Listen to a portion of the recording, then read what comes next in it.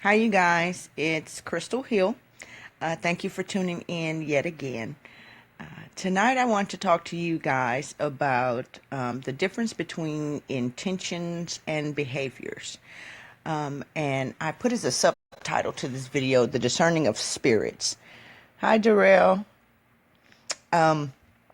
As a caption to this, I have "The road to hell is paved in good intentions."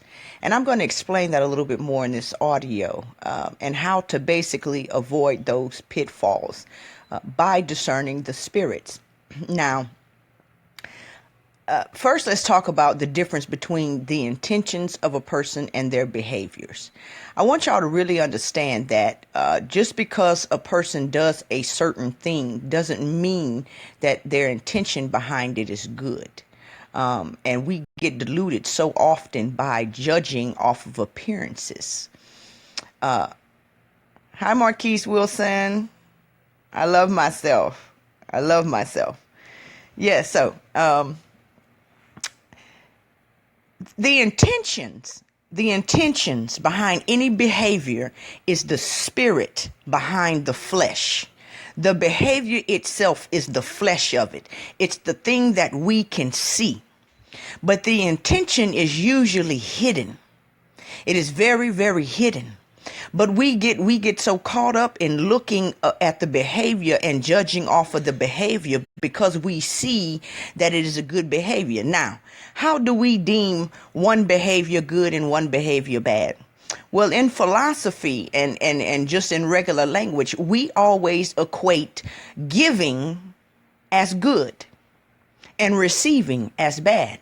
Even in philosophy, the ego, what is referred to as the ego, is the will to receive. And we consider that bad. So when we come across someone and we see them giving things, whether they be giving you knowledge, whether they be giving you food, giving you money, giving you love, giving you attention, we think a lot of times this is a good person because they are doing good behaviors. But what we're lacking in this day and age is discerning the spirit or the intentions behind those behaviors. Okay, now how do we determine good intentions and bad intentions? I'll tell you, the same way that we do behaviors. See, intentions that are considered demonic or evil, even though technically there is no good and evil, I'm going to say that now, in the bigger scheme of things. But on the lower levels, there is good and evils. So, intentions, we judge them just the same way we judge behaviors. Good intentions are those that are giving, and bad intentions are those that are self-serving. But we look at the behavior, but we see, and especially so much now in the conscious community, we see people giving us information, say for instance, and we assume that these people have our best interest at heart. And that they are giving simply for the sake of giving. And a lot of times that is not true. We've seen this in the modern church of today. Not all, but most. They give information and they say that they're giving you salvation and giving you all of these things, but we're not discerning the spirits behind the churches. And by churches, I'm talking about the conscious community as well, because the conscious community is just a new form of the church. Now, the intentions usually behind this excessive giving is usually not one of a giving spirit. It is one of a receiving spirit. Like, for instance, in the Christian church, they'll give you all these things, but what are they trying to receive? What's the intentions behind it? And the intentions behind it is not a spirit of giving. It's not what they call an altruistic spirit. It's an egoistic spirit behind it.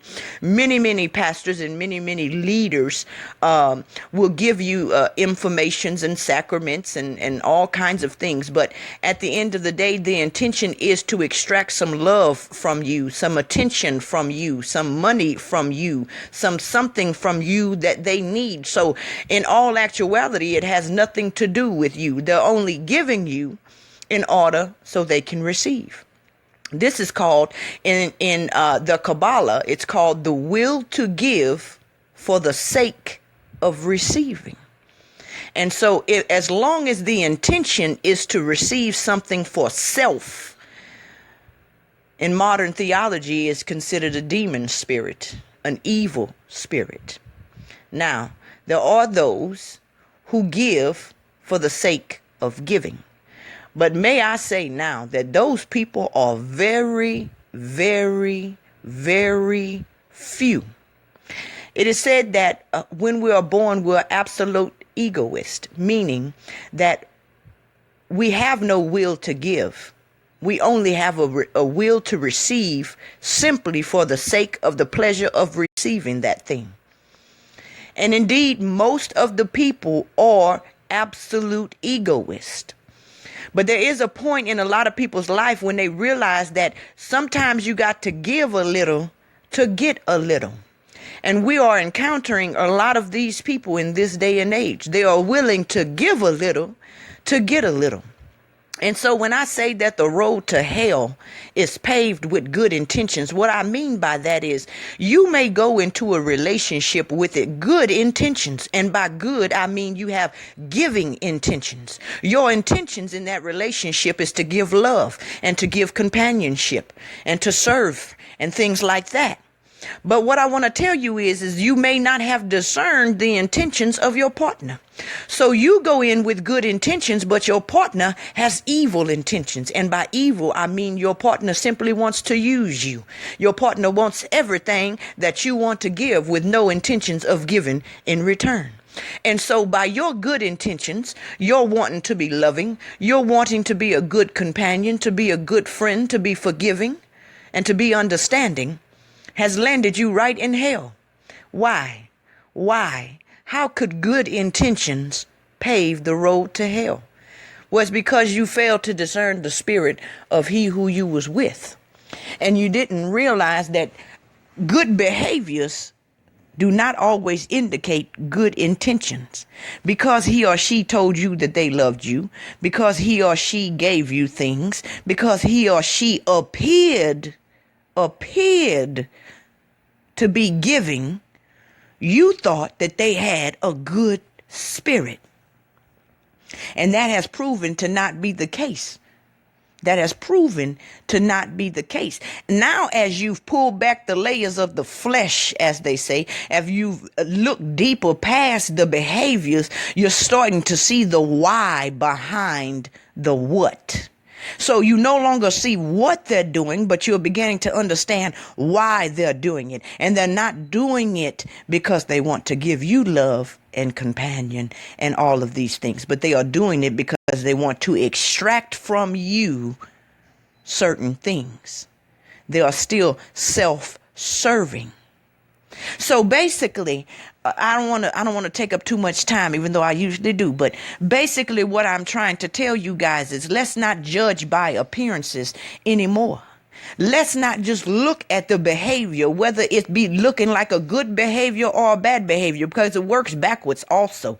You could see somebody that is receiving money. Say, for instance, let's go with the conscious community. They got PayPal up on they screen. Now, initially, a person like me, I'm always leery of people with PayPal and asking for money. I grew up in the Christian church, so if you start asking for money, I start looking at you sideways, me. So, but let me tell you what God told to me, what I learned deep within the inner beings of my soul.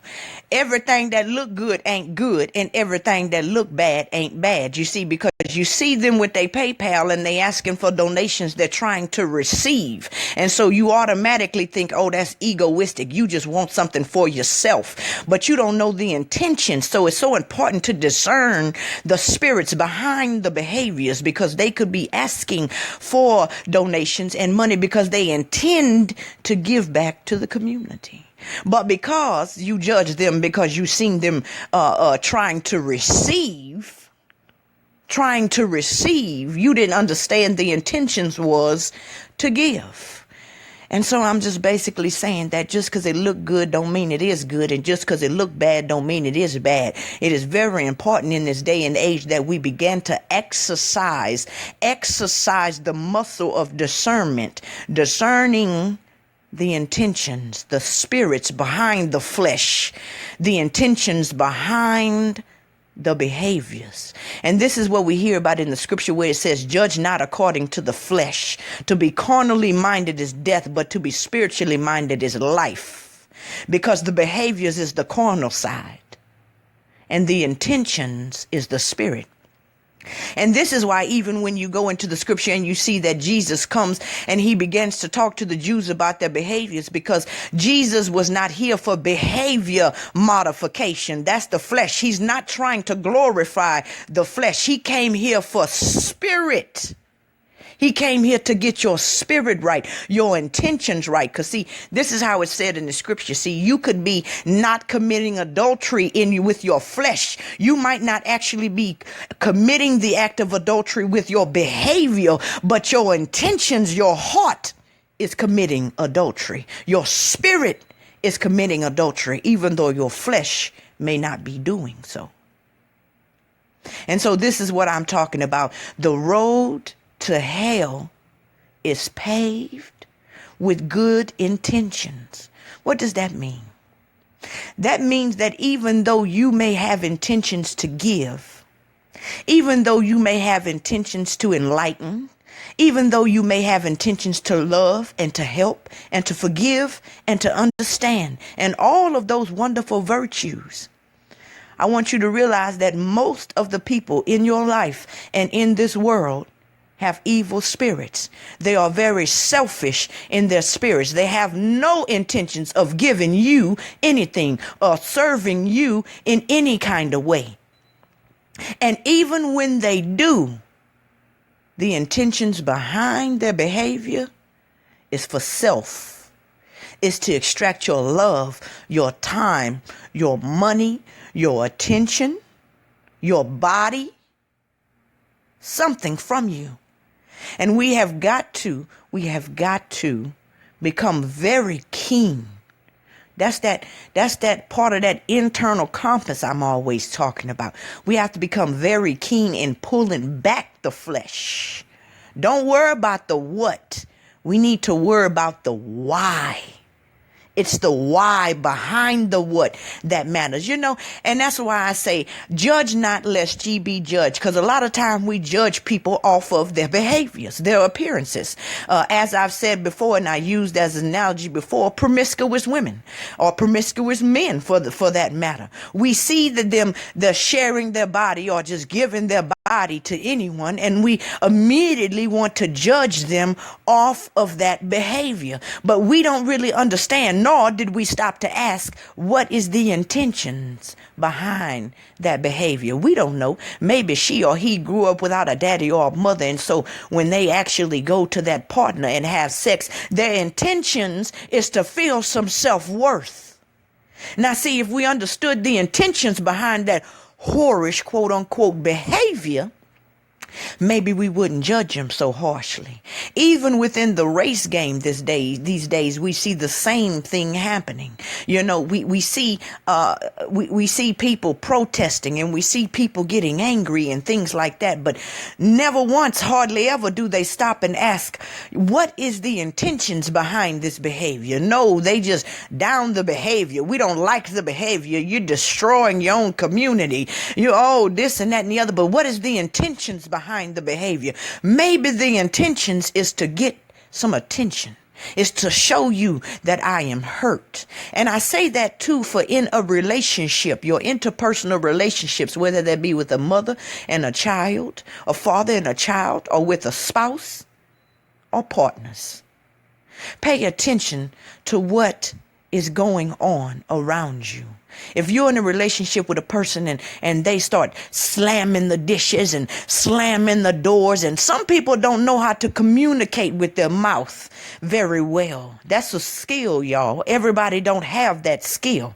Don't down nobody because they don't have that skill, but learn to read the body language. If you see them slamming the doors and slamming the dishes and things like that, don't judge them off of the behavior. We are so quick to react.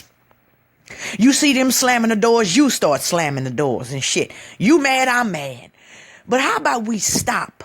Just stop and discern the spirit behind that anger. Don't judge the anger. Try to discern the intentions behind that anger. Because though it looks bad on the outside, there may be something good on the inside. What do I mean by that? That anger may be a manifestation of them feeling like they're not being heard or they're not being understood. And if you understood the intentions and correct that by your understanding, then the behavior will go away. But 9 times out of 10, we don't do that. We judge the behavior. Hurt comes from misunderstanding. Absolutely right, Marquise. Absolutely right. And we really need to begin to understand the why behind the what. You see, it's like I always talk about the olive. The olive got to be crushed to get the oil out. And it's the same thing here. The flesh of the olive is the behavior. But sometimes you got to squeeze the behavior to see what the intention in the behavior is. And then we can deal with the why. Because the why is the root, y'all. Not the what. The what is the leaves and the branches. Even with disease, you can't cure disease by dealing with the symptoms. You got to get down to the root of it. And with our relationships with each other, whether that be the relationship between, like I said, a spouse with the other spouse, or mother and child, or superior or boss and worker. Whatever relationship you have, we got to stop looking at the what and judging off the what and reacting off the what and dig a little deeper to the why. To the why. And it will solve a lot of problems. And even when we are starting new relationships, because people will put on a good mask. They'll change their flesh up for you. But how many of you know that you can only play for so long before you got to unzip that suit and the real you has got to come out? But by then, 9 times out of 10, it's too late. You already done got married. You done had kids. Y'all got a house together. Y'all working together. You see what I'm saying? So you need to be able to read the signs of the times before you get too deep in the relationship. So when he bringing you roses, look past the behavior. When she bringing you a plate of food, look past the behavior and try to dig down to her intentions. Begin to ask questions. Because out of the abundance of the heart, the mouth speaketh, and a person's mouth will betray them. So you begin to ask questions so you can begin to discern the intentions behind this person. Ask them what their desires is in life, because your desires 9 times out of 10 makes up who you truly are and what you truly want and what you will do to get what you want. So begin to ask questions. Begin to ask questions. What they say, don't judge a book by its cover. And that's what I'm saying. Don't judge the spirit by the behavior. Because everything that glitter is not gold. Okay? You began to ask questions with people. Your partners, your spouse, your boss, anybody that's trying to give you something. You need to ask yourself why. Why? Take a look around this person's life. Take a look into their desires, their motivations, their aims in life, so you could get a better rounded idea of what this person is aiming for. Aiming for. You understand? Just because they're giving you something don't mean that they are good. They might be giving you something just so they can receive something. And then you find yourself trapped in their hell. Because you thought they was good. because you good. But everybody don't think like you. That's a word. I'm going to say that again. Don't everybody think like you. Just because you have good intentions don't mean they do.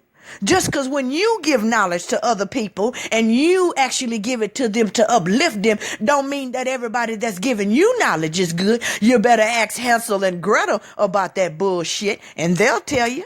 They'll tell you. Just because it look good don't mean it's good, baby. Just like Hansel and Gretel. That old witch, boy, she had the best tasting sweets. My nigga. Hansel and Gretel thought they motherfucking ass was in heaven. Look how nice this bitch is.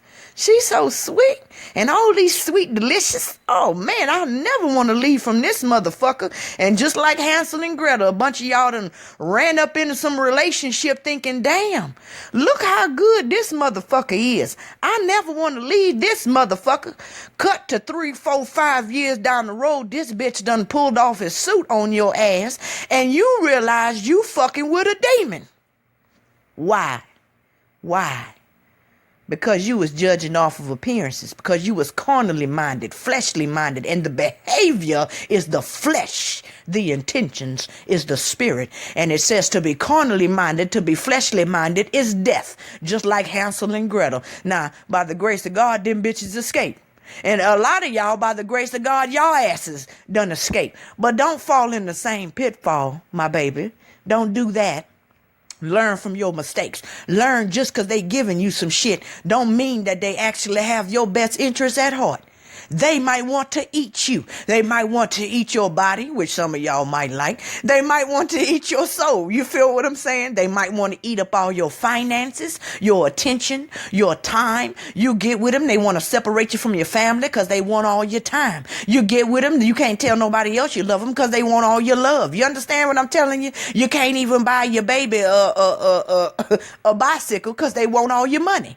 You feel what I'm saying? What they call them? Wolves in sheep's clothing. Wolves in sheep's clothing. Because you see, the fire consumes. And these people's spirit, all it wants to do is consume something that you got. Like I said, they might want to consume your money. And they won't stop until it's all gone. A lot of y'all in relationships wonder, well, why he keep fucking with me? If he don't want me, why he just don't leave me? Because, bitch, he don't want you, but he wants some shit you got. Do you understand? He might not give a fuck about you, but he like the way you love him, though. He like the way you rub his feet. He like the way, though, even though you know, he doing all this other shit with all these other bitches, or she fucking every nigga in the neighborhood, how your ass is still there with a hot meal and some bath water ran when they get back. You feel what I'm saying? That's why they still there. Not because they love you for who you are. Because you see, a good intention, a good spirit is a given spirit. It's not trying to consume some shit. It's trying to build you up. Do you understand what I'm telling you? A good spirit is not going to hurt you in that way. You got to look past the behavior. It's got a lot of y'all confused because he tell you that he loves you right after he fucked your friend. You feel what I'm saying? And you confused now because you got positive and negative. You see, the selfish side of him went and slept with your friend, but the positive side of him is saying that he loves you and he needs you and all this other shit. So you're confused. But I'm here to tell you, look past them words. What they say, actions speak louder than words. Huh? Look past them words to the actions, and then look past the actions to the intentions behind the actions. You understand? And it will save you a world of trouble and a world of heartaches. And again, this is also with these motherfucking Facebook teachers and preachers and shit. Half of them don't know what the fuck they talking about. You feel what I'm saying? They don't tell you that shit though. It's the difference between somebody that tell you off the bat, look, I'm still trying to figure this shit out. We're going to figure this shit out together. And another motherfucker that say, I got it all together. You feel what I'm saying? When he say he got it all together, you need to look sideways a little bit. Look sideways a little bit. Because 9 times out of 10, those people that say they done figured it out, they done been to the very tippity top of the mountain. You feel what I'm saying? And they trying to teach you some motherfucking shit is usually not a good intention behind that shit. Not a good intention. They usually want to extract your attention, your time, your love, because they have no self-love. You understand? Or something of that effect. Or even your admiration. You know, we as human beings, we come with an innate desire to be admired, to be respected. And so a lot of times people will pretend that they got it when they don't. So you can respect them when you shouldn't. You understand? It's theft. Be careful. Be careful out here in these motherfucking streets, like they say. Because bitches is walking around in personas that's not matching the spirit inside of them. The heterosexuals, meaning they look like they're giving on the outside, but they're really consuming on the inside. And like I say, it works the other way around. A lot of times on the outside, it looks like they're consumers. It looks like they're takers, but they're really givers on the inside.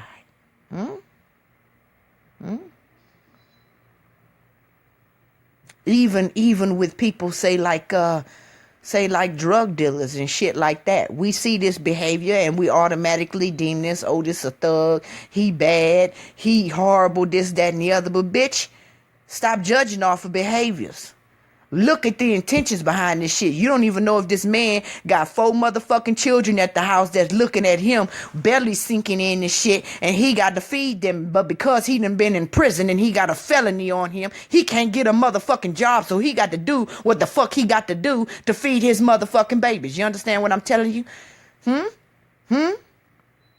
Don't judge off of the behavior. Fuck the what.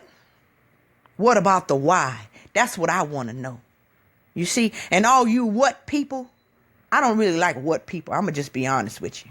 I fucks with you because I was there at one point in time. Because I didn't have a spirit, I didn't understand spirit. You understand? But I got a spirit now.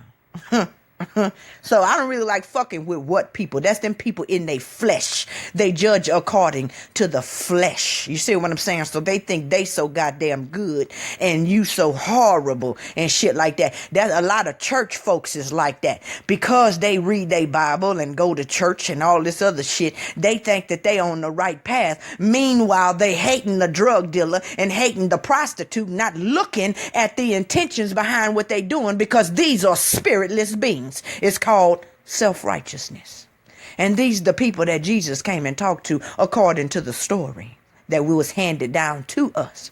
They call Pharisees and Sadducees the ones who got the outside of the cup clean, but the inside is full of dead men's bones. It's not alive on the inside. The spirit is gone. It's dead. And you see, the spirit don't understand spirit, because you got to be spirit to understand spirit, because they're spiritually discerned. So if you don't have good intentions, you won't see good intentions. You can't see it unless it's in you first. And that's why I'm telling all you people that got good intentions. I know that we have a tendency to project ourselves on others. Reflection. You feel what I'm saying? But I'm here to tell you that everybody don't motherfucking think like you. Facts. Just because you got good intentions don't mean everybody else do. And your good intentions will be the pavement all the way to hell, fucking with these demons, these soulless demons. Facts. Facts. So I want y'all to be mindful of the beings in your life and begin to look at their intentions and not their behaviors. Dig around a little bit. Ask questions. Open your eyes. Close your ears and open your eyes. And then close your eyes and open your ears. And keep doing that until you've gotten to the root of who they are before you begin opening your heart to them. Just like you say to women, you shouldn't be opening your legs to any man. And man, you shouldn't be sticking your key in any hole. The same thing is true with your heart. If you're going to be careful with your vagina, ain't your heart much more important than your vagina? Guard your heart with all diligence, because out of it flows the issues of life. Guard your heart. So before you open your heart to these beings, you need to check their heart. Are they fucking with flesh, or are they fucking with stone? They got a flesh heart, or they got a stone heart? They got good intentions back there? Don't open yourself to just anybody. Don't open yourself to just anybody. And if you do, you better make them put a condom on before you let them in your heart. Before you fuck around and catch a dis-ease, and you won't be at ease anymore, and you will see it manifesting in all of your life, because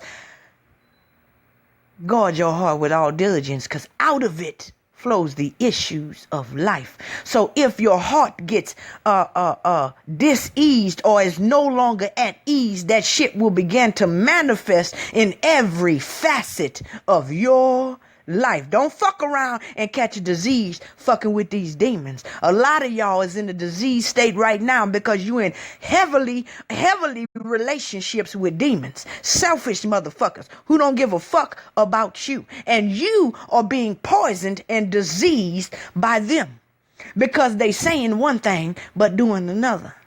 You better put a condom on. I ain't saying leave them, but have them wrap that shit up. Have them wrap that stony hard heart up before they penetrate your being with that bullshit. Facts. We got to be careful out here in these goddamn streets, y'all. It's really real. It's really real. And see, the beauty about the human kingdom is all us humans, we wrapped in flesh. And so you can't see the spirit behind that flesh. You understand? Just like the human heart is hidden behind the flesh, the bones, and the tissue, so too a man's intentions are hidden behind the actions and the behaviors. But you got to be spiritually minded. You got to behave, to have like Superman X-ray vision to look past the behavior down at the heart of the man, to the heart of the matter, like they say. The heart of the matter. The matter is the flesh. You got to look at the heart of the matter, the intentions behind the behaviors. You need that X-ray vision, that Superman shit. You understand? If you going to protect yourself and preserve yourself, so that you continue to fulfill your purpose in this land. Because lo, Satan goes about, and by Satan I mean the opposing spirit. If you are one with good intentions, this is one with bad intentions. If you are a giver, these are those who are receivers. If you are a builder, I'm talking about those who are consumers of that which you build.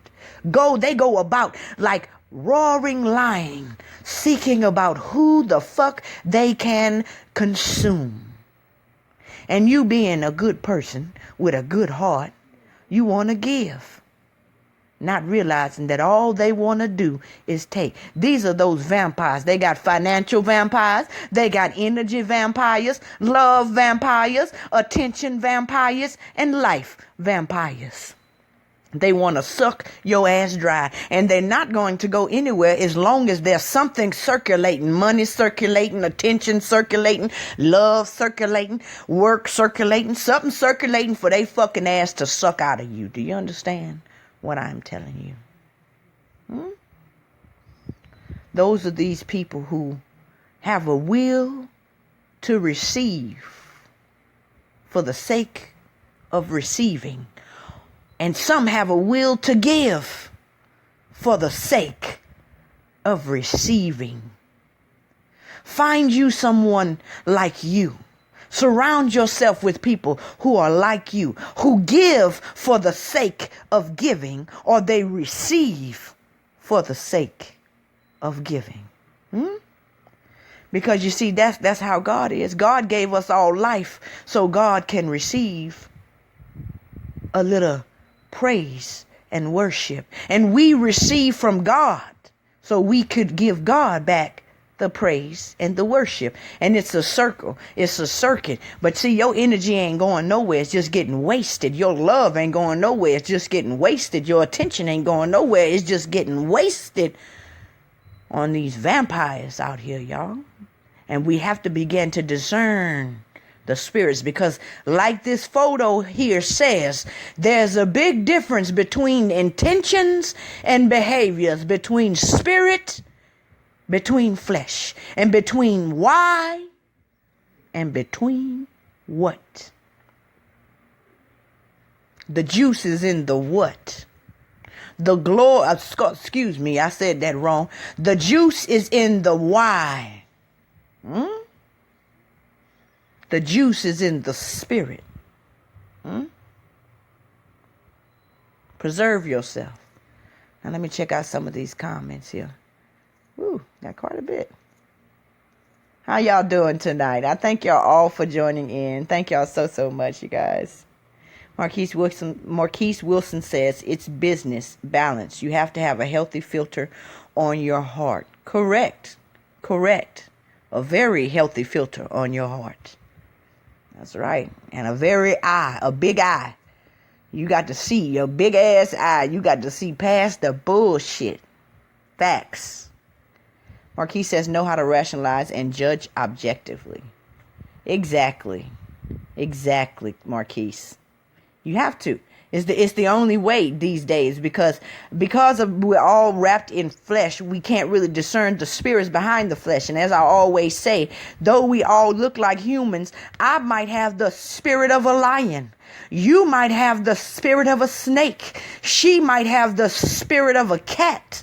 You feel what I'm saying? This one over here might have a spirit of an eagle. And when the storm comes, they can let the storm elevate them. I might not be that bitch. When the storm comes, I might want to hide in my cave like a bear. You understand? So we all have an animal spirit within us, but because we're wrapped in this human flesh, we can't really look past that and discern what we fucking with. A lot of us fucking with snakes, some of us fucking with bears. But if you understood the spirit of the people that you're dealing with, then you will know how to handle them. You will know why when the trouble come, they run and hide. And why some of them, when the trouble come, them bitches mount up like eagles. You feel what I'm saying? Because we fucking with different spirits here. So we got to make our heart turn into a big ass eye, like they say, the all-seeing eye. That way it could pierce through the flesh and have x-ray vision like Superman, so we'll know what the fuck we dealing with. So we'll know how to handle ourselves accordingly. If you know you fucking with a snake, you're not gonna go in his territory because you're gonna get bit. You feel what I'm saying? If you know that you're fucking with a lion, you're gonna approach cautiously. You see? But if you're fucking with a fish, there's really no threat there. If you're fucking with a cat, you know what I'm saying? Do you feel what I'm saying? We handle different animals differently according to who and what they are. But somehow we think we can approach all humans the same. But we are not created equal. I don't give a fuck what they told you. In the spirit, deep spirit, I'm talking about that higher self that's actually God, we are the same. But this is not what I'm talking about. That's not the spirit I'm talking about. I'm talking about the human spirit, not the divine spirit, not the higher self spirit, the human spirit, which is the intentions, which is hidden. That's what I'm talking about. And we all got a different type of animal spirit. This is why the Indians would represent each other by spirit. They knew. They would even wait till after birth to name the child, depending on how the child behaved. You is running fox. You is flying eagle. You is this and you is that, because we all have different types of spirits with different attributes. And you see, they named the child according to his purpose and his spirit, not his motherfucking flesh. You feel what I'm saying? So that if this was Running Wolf, then when I came up to Running Wolf and I asked Running Wolf what his name was, and he said, I'm Running Wolf, I knew how to handle this man. Because I knew he had the spirit of a wolf, and I knew how to handle him and approach him and give him what he needed and extract what I needed without any harm being done. You see, so we like to be in harmony with nature, forgetting that we are part of nature. And we don't know how to be in harmony with ourselves anymore. It ain't the nature kingdom that's got a problem. It's the human kingdom that's got a problem. We don't know what the fuck we dealing with. We're blind. We're blind to each other. I see your flesh, but can you see my spirit? Do you really know who I am? Do you see who I really am on the inside? Because if you knew my spirit, you would know how to handle me. And we wouldn't have no problems. We wouldn't have no problems. That's why you got to be careful the animal you eat, because you don't know what the fuck you eat, and you might be eating your kin. Straight up. Some people is pigs. They eat every motherfucking thing. Spiritually speaking. You feel what I'm saying? They eat everything. That's not nothing they don't eat. They extract nutrients out of every motherfucking thing they eat. Some people is not pigs. Some people is like a horse or some shit. They only eating certain type of spiritual food. You feel what I'm saying? Some people is like plants. They only eating directly from the sun. You feel what I'm saying? They don't want to hear shit you got to say. They don't want to eat nothing out of your hand. They eating directly from God. You see what I'm saying? So we got to be mindful of what we dealing with here, so we'll know how to handle these people. Because if you go up to a horse and you try to feed a horse a piece of meat, that horse gonna look at you like you fucked up. And the same thing with people. You go up to a person who has the spirit of a horse and you try to feed them some meat, they gonna look at you like you a motherfucking demon. And when I mean meat, I'm talking about spiritual meat right now. Information. There's certain types of information. Everything on the physical realm translate over into the spiritual realm and vice versa. As within, so without, as above, so below.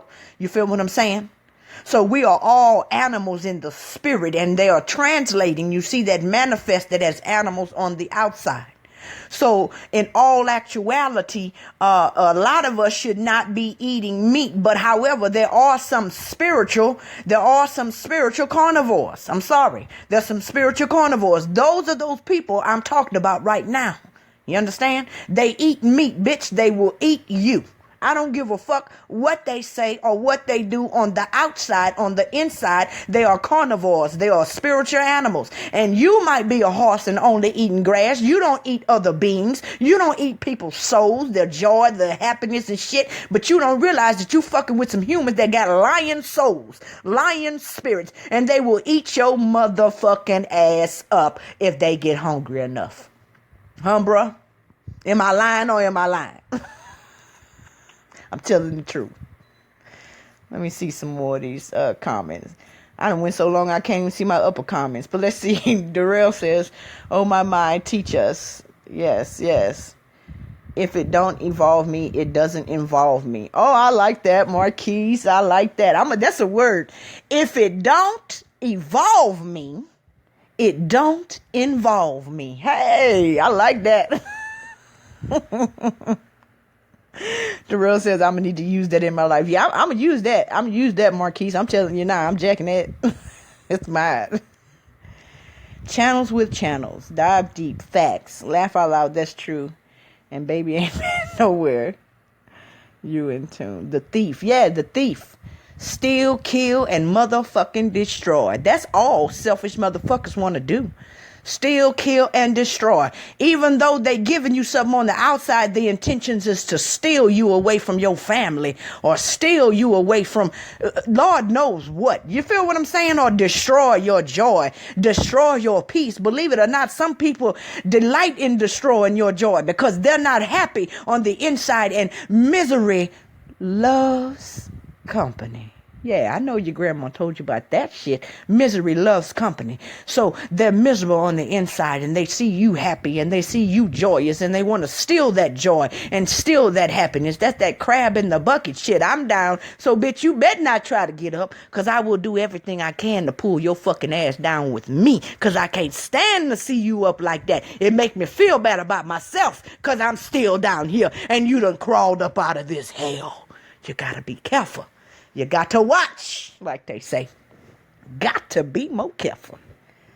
Yeah, Marquis say we got to stop lying to ourselves. Facts reflection. We got to stop motherfucking lying to ourselves. And that's the problem with us. A lot of us, we got that insight. We know that these motherfuckers don't mean us no good. Don't mean us no good. But at the same time, you still got bad intentions inside of you. A lot of people in relationships and they using each other. You feel what I'm saying?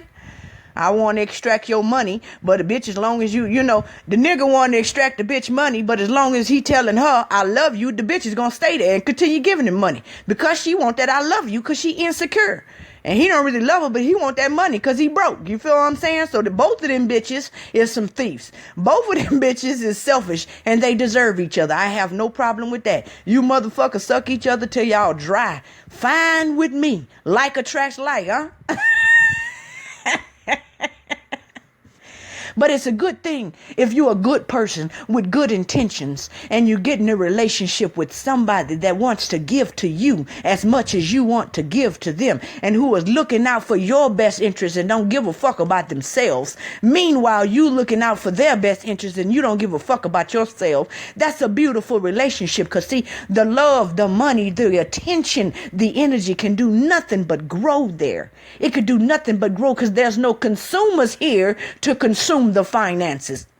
There's no consumers here to consume the energy, to consume the love. We're builders here. You're a builder, I'm a builder, and we just building shit. You feel what I'm saying? This how you build an empire. Y'all think about the show Empire on NBC, ABC, CBC, one of them fucking networks. The show Empire. The man at the top who built that motherfucker name is Lucius. Now I don't know if y'all watched my audio or heard my audio about Lucifer and who Lucifer really is. Lucifer and Satan are two different things. Satan means opposing spirit. If you a devil, angels are Satan to you. If you an angel, then the devil is Satan to you. You understand what I'm saying? But I'm talking about Lucifer, not Satan. Lucifer. Lucifer, who is Lucius, who is the head of the empire, lost his motherfucking memory. And I want you to know that's y'all. You done lost your memory and you done forgot that you built this motherfucking empire. You understand what I'm telling you? You need to get your mind right. I don't know where that come from. That was neither here nor there. I just wanted to throw that out there. Yeah, Marquis says, pay attention. Amen. God, I'm yelling up in here. Yes, they always pointing the finger. Facts. And it's usually their asses that's doing some fucked up shit. Now, if you done discern the spirit of somebody and you know these are people with good intentions and they begin to tell you something about yourself, then you need to turn around and be introspective. You need to look within yourself. Maybe there's something about yourself that you don't know yet. But if you've determined these motherfuckers to be wolves and to be selfish, and you see that they're self-centered, look how they treat other people. You know, it's a true saying. If you talk about her with me, then you're going to talk about me with her. You feel what I'm saying? So you look at how these people behave around you and with you. And I guarantee you that that's their true being and how they are. Don't think that you special, bitch. You know what I'm saying? We fall into that trap too. Oh, we special. I'm special. Yeah, he might be a wolf, but he don't bite me. You feel what I'm saying? That's how these people that get these wild ass animals feel. You know, they got lions and shit as pets. They feel like, oh, well, you know, it is a lion and it is, you know, a beast, but it loves me. I'm special. You see what I'm saying? And they delight in that bullshit. And so they put themselves in harm's way. And how does it always end? 9 times out of 10, you hear the motherfucking story on the news or you watching on one of these ABC shows where the goddamn lion one day turned around and ate that hoe. The snake wrapped his ass around that man and choked all the life out of his motherfucking ass. And we do that too. We get with motherfuckers that we know it's some goddamn demons. But we feel like, you know, it's something about being on the edge of danger. It's something about being with a demon and not being consumed. Being in the fire and not getting burned that make us feel special. So we always throw ourselves in the fire so we can tell our friends, look, we not getting burnt. The fire burnt that bitch, but it ain't burned me. You feel what I'm saying? Thinking we special, but at the end of the day, the fire generally burns your motherfucking ass. The snake squeezes the life out of you. The anaconda don't want none unless you got buns, hun. Do you understand what I'm telling you? And you have to learn the hard way. Don't fuck with fire if you don't plan on getting burned, bitch. You gonna get burned. You divine, huh? You ain't gonna get burned. Go ahead, jump in that fire. Thank you, Daniel and shit. Ooh, okay, let's see. Angel, I see you made it. Peace, peace. Intentions is everything. It's part of the soul. Fact, divinity. Fact. What else we got? Oh, shit. Here we go. Bunch of affirmations. Divinity says, guard your hearts. They want your soul, your energy for self-gain. Yeah, and they want your motherfucking heart. Because they know, and even on let's go even a little deeper than the human level. These motherfuckers, they eat off of fear. And they want your heart because they know what you don't know. Well, I hope everybody listening to me know this shit by now. But what a lot of people don't know, that out of your heart comes the issues of life. Your inner reality produces the outer form. So if they can fuck up your inner reality, then they can fuck up the outer form. If they mess with the word, they fuck up the world. And you are the word that was in the beginning. Do you understand what I'm saying? And so if they mess up the word, they mess up the world, because the world is just the word with an L in it. And you are L. You are God. You understand? You put the L in the word. God is in himself or herself, itself. You are in your own world. You are in your own body. Huh? But all they got to do is get to your heart, which is the word. Because out of the word, out of you, flows the issues of life. You manifest this shit with your thoughts. Facts. So if they can get to your heart, they can get to your world, where they love to live like motherfucking parasites do. You got to be more careful. Yeah, stir us unto righteousness. That's the plan. Or just don't let them in you until you have the objective facts. Fuck that physical sex. Get that taste of that mentality first. Facts, Marquise. Facts, Marquise. We should never have sex physically until we've had sex mentally. But you want me to tell you a little secret? You never have sex with somebody physically until you done had sex with their mental. You see, we all... Now this is a little deep. Some of y'all might get lost. You can only go so up. The air get thin, the higher up you go. I might lose some of you with this one, but I'm gonna throw this out there because I know y'all can handle it. Marquise, I know you can. I know a lot of y'all on here can handle what I'm fixing to say. Before you ever have sex with them in the physical, you've already had sex with them on the mental. Okay? You got to be careful. Your mind actually has another physical projection somewhere. You feel what I'm saying? Say for instance, overseas is like a mirror. Over here, most people believe that there is one sovereign God who rules all. And you see, in their physical life overseas, they have one sovereign queen who rules all. But it's the opposite over here. In our spiritual life, we believe in a democracy. We believe that we all collectively create this reality called the collective consciousness. And over here, we have this thing called democracy. They believe in that collective consciousness. We're just getting that. But they've always believed that shit. The Hindus, the Indians, and shit like that. And so in our physical reality, their spiritual life is playing out in our physical life. So over there, somebody over there is carrying the keys to your physical life. Everything that they do in the spiritual translates into your comings and goings in the physical. Do you understand? So as a person over there, your counterpart over there, overseas, as they join mind and mind with somebody over there, over here, it translates you joining body and body. And the same way over here, you and I are joining mind and mind. Over there, somebody is having an orgy, and I'm right in the middle of that motherfucker. I'm just trying to be real with y'all. If y'all could understand what I'm saying, you feel what I'm saying? Everything that happens on the inside of you gets projected on the outside of you.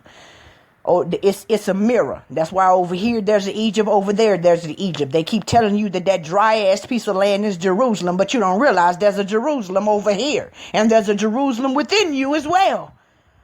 Fractals, my baby, fractals everywhere. Yeah. Let's see. There is no lack in the giver, because he is himself what he gives. Facts. But you see, there's a thing, if you know anything about Gnosticism, there's a thing they call correction. which is whereas the one being who we all are, that's the higher self, they call him Adam Kadmon.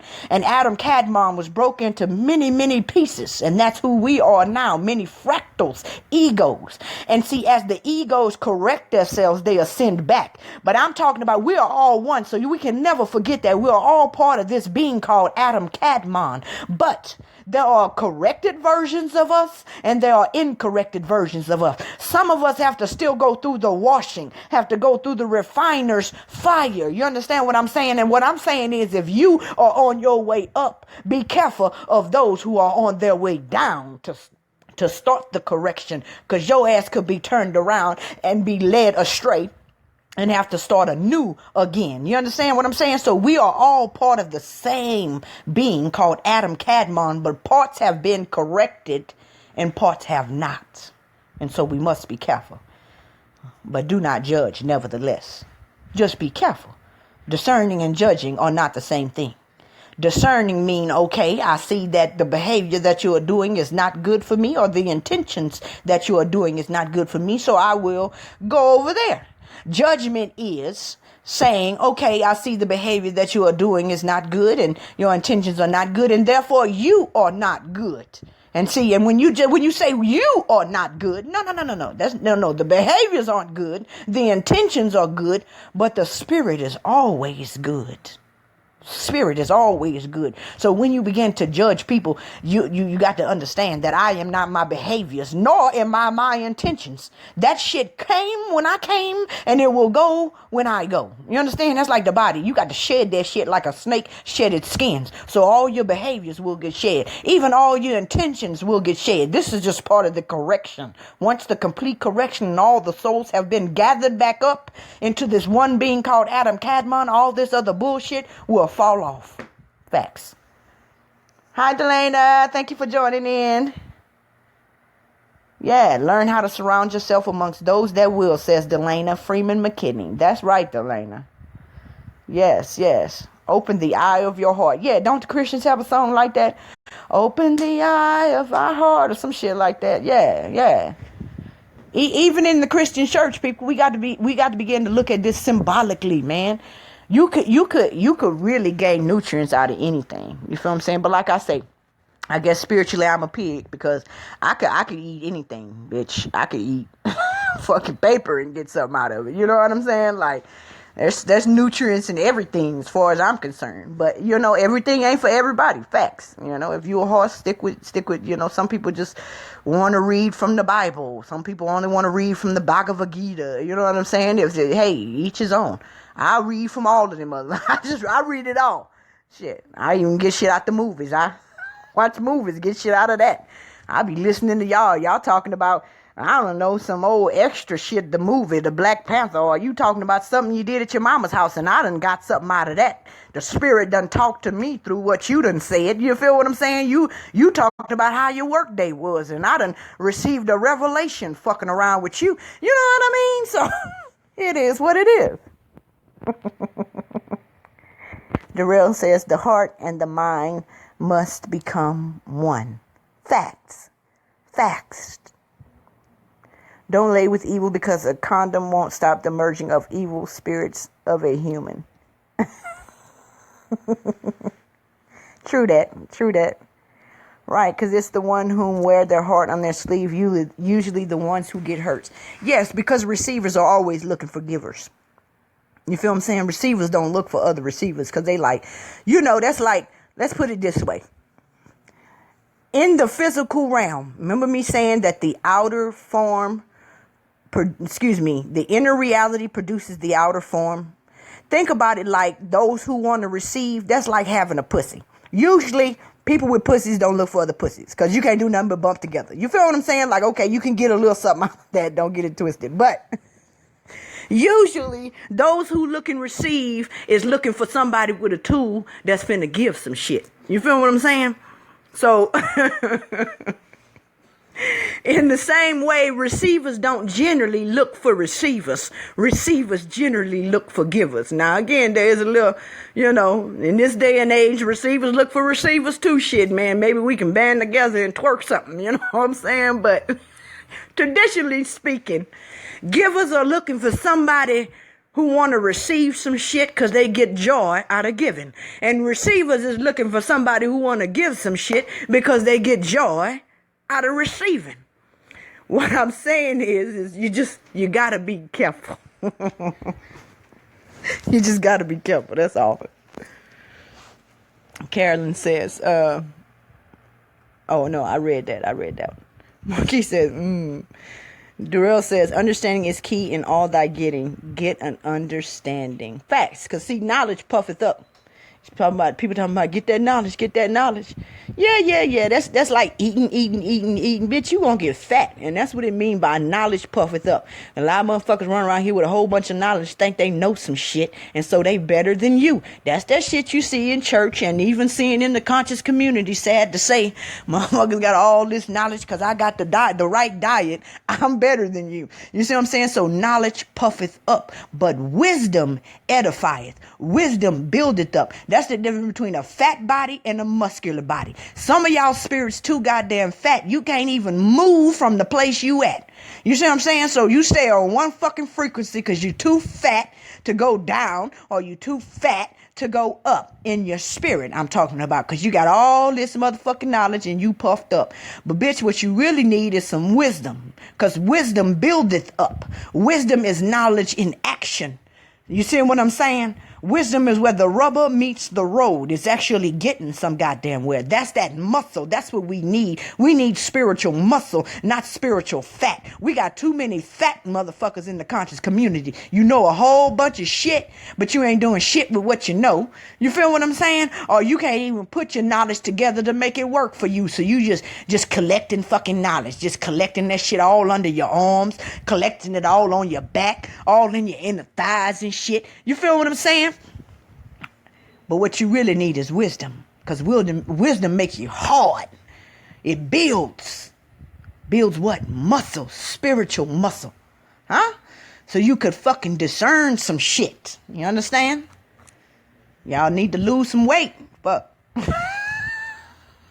set aside, I know you know that scripture that say, set aside that sins that easily besets you. Something about a weight. Bitch, y'all need to put them weights. Put them down. Push away the plate. That's all I'm saying. Y'all steady eating. Take some time. And allow that knowledge that you getting to actually work for you. You feel what I'm saying? All that extra ass knowledge ain't doing nothing but slowing you down. You feel what I'm saying? Eat what you need. Transmute that shit into tissue to make your spiritual body, and then eat some more. But y'all steady motherfucking eating.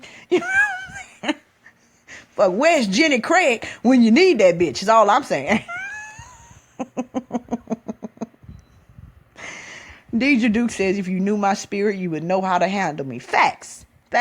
We know all about the animals. We studied them motherfuckers, which basically translates into the fact that they've all, basically studied us and our personalities. So they have a thorough map of all of our personalities, because what is outside of you is that which is within you. You feel what I'm saying? So definitely works. Takwa Bias, Longino, hi. Let's see. Insecurity will fuck you up every time, Delana Freeman says. Yeah, it will. It'll fuck you up bad, because you'll find yourself doing shit, you know what I'm saying, that you don't really want to do. And we have to deal with that shit, because people who are insecure are still people who still trying to receive some shit. So I'm glad you said that, because that brings this point to me. Make sure you check yourself before you wreck your fucking self. You feel what I'm saying? We have to make sure we know ourselves, because a lot of times we are fucking demons and we don't realize it. We are trying to receive some shit from people and we don't fucking realize it. But then we want to get mad at them when we ain't receiving the shit we trying to receive. You know what I'm saying? We get with people because we want to receive love and security, and I need you to make me feel good about me. And then we want to fucking get mad when they don't want to do that. Well, bitch, you the one went in the relationship as the demon in the first fucking place. You feel what I'm saying? You're not supposed to go with your shit empty like that. Not no relationship. Because if you a half a man, then getting with another half is not finna make you whole. I don't give a fuck what they told you. You feel what I'm saying? That's not how that shit work. Y'all just two broken motherfuckers who together trying to extract shit out of each other. You feel what I'm saying? You gotta be well-rounded and secure within yourself. You got to have everything you need within yourself before you find that which is outside of you. So you have to really ask yourself, when you find yourself in a relationship with the vampire, well, am I a motherfucking vampire? You got to really ask yourself this shit. What are my intentions? Because believe it or not, we delude ourselves so often. We delude ourselves. What they say, they even said that about the heart. We not only do you have to guard the heart, but you got to watch that motherfucker, because the heart is deceitful above all things. We will delude ourselves into thinking we good when in reality, we really ain't. We're thinking we giving, but in reality, we really trying to receive some shit. You feel what I'm saying? So we got to check ourselves before we check anybody else. That's first and foremost. Thank you, Delana. I'm glad you mentioned that shit. Because that doesn't happen to me, bitch. I thought I was good, and I had to really think about that shit. Wait a minute. Hold on. And I had deluded myself into thinking that I was some shit that I wasn't. Because that's what I wanted to hear. But when I really dug down deep in myself, I realized that I was doing this so I could get this. You feel what I'm saying? And I'm mad at, especially within my relationship, I'm mad at him because he ain't giving me some shit. Like as if, like cats say, bitch, it's called self-esteem, because it's esteem of your motherfucking self. You feel what I'm saying? So you can't ask nobody outside of you to give you that shit and then get mad when they don't. Bitch, you went in there trying to consume. You went in there trying to grab, trying to get. You feel me? Your intentions wasn't good. So, shit. Divinity, I ran and I stay away from their ass. Far, far away. Delana says, you will know them by their heart. Facts. They will flip the table on your ass and have you think you did something wrong. Yeah, that's a beautiful tactic of the lower self. Reverse psychology. Beautiful tactic of the lower self. Marquise says, your time will come. Fire gonna burn that ass. Oh, that is definitely true, Marquise. Everything you put out, you finna get back. So be careful what you put out. Be careful what you put out, bruh. Ain't nobody here to receive that shit but you. Remember me saying we all part of one being? So at the end of the day, everything you do directly reflects on me, and everything I do directly reflects on you. We're all reflections of each other. I'm in your mind as you are in my mind. You feel what I'm saying? You're my reflection and I am your reflection. And we are all reflections of each other. Now, this is a house of mirrors, and this is, some of these motherfucking mirrors is distorted. Don't get it twisted. So when you looking at your reflections, you are seeing yourself, but some of our reflections is a little distorted, like them funny mirrors. You go to the carnival and shit, and you go to that house and you look at yourself, and some of them mirrors make you look fat, and some of them make you look real, real tall, and just all distorted. And so when we dealing with our reflections, I want you to remember that a lot of our reflections are distorted, like that house of mirrors. That's what this is. This is a house of mirrors, but every mirror is not clear and corrected. You feel what I'm saying? So stay away from them distorted motherfucking mirrors, because they will have you feeling some type of way about yourself that ain't even really fucking true. You feel me? Yeah, like that. Yeah. I say Juju, I see you made it. How you doing, Reflection? Bernadette. Woo, woo, woo, Miss Carolyn. Oh, I got the team now. Divinity.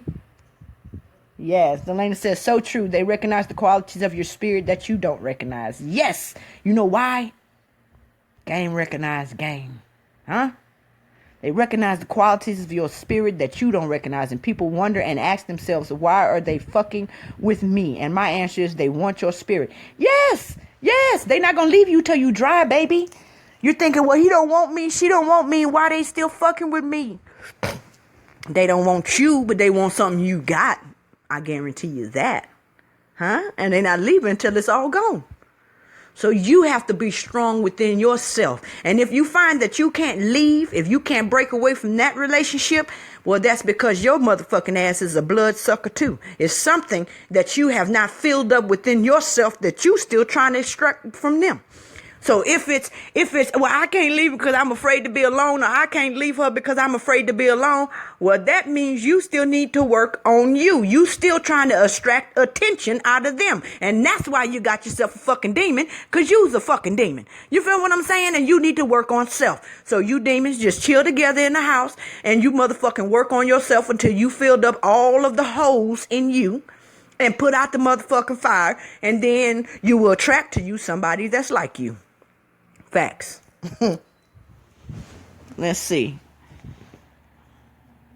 Peace and love, Queen. Abraham. Good to see you. Reflection. I say Juju say facts. Bernadette Jackson says yes. They have to mentally fuck you first. Excuse me. Yeah, they do, Bernadette. But you know, some of them physically fuck you first, too. Now, I'm going to just go ahead and say that. If they working with that payal, they'll physically fuck you and they'll fuck up all your mentations. You feel what I'm saying? They got them kind out there. Trust and believe that shit. Will turn a housewife into a hoe with the quickness. You know what I'm saying? You thought you had your shit together till you run across homeboy with that fire. You feel what I'm saying? And not y'all done seen it. Done turned the church girl all the way out. I know y'all done seen it. She got with that one dude from the street. He spit that mouthpiece on her and put that power on her. Fucked up a whole religion. She forgot all about Jesus and she at the club Friday, Saturday, and Sunday with him. Got to be careful. That pineal gland is a motherfucker. Straight up. The one that's on top and the one that's below. As above, so below. Don't get it twisted. As above, so below. And they got a lot of conscious community teachers that's whipping that pineal gland on y'all ass and y'all dizzy. Not realizing that they trying to extract something out of you. You want the one with the biggest pineal gland. You know what I'm saying? In the conscious community, you go into the Facebook teacher with the biggest pineal gland, and you done got dick drunk is what done happened to you. You know what I'm saying? You done changed your whole life. Left your kids, left your home. Because that pineal gland is a motherfucker. I'm just trying to tell y'all. It's real. As above, so below, okay?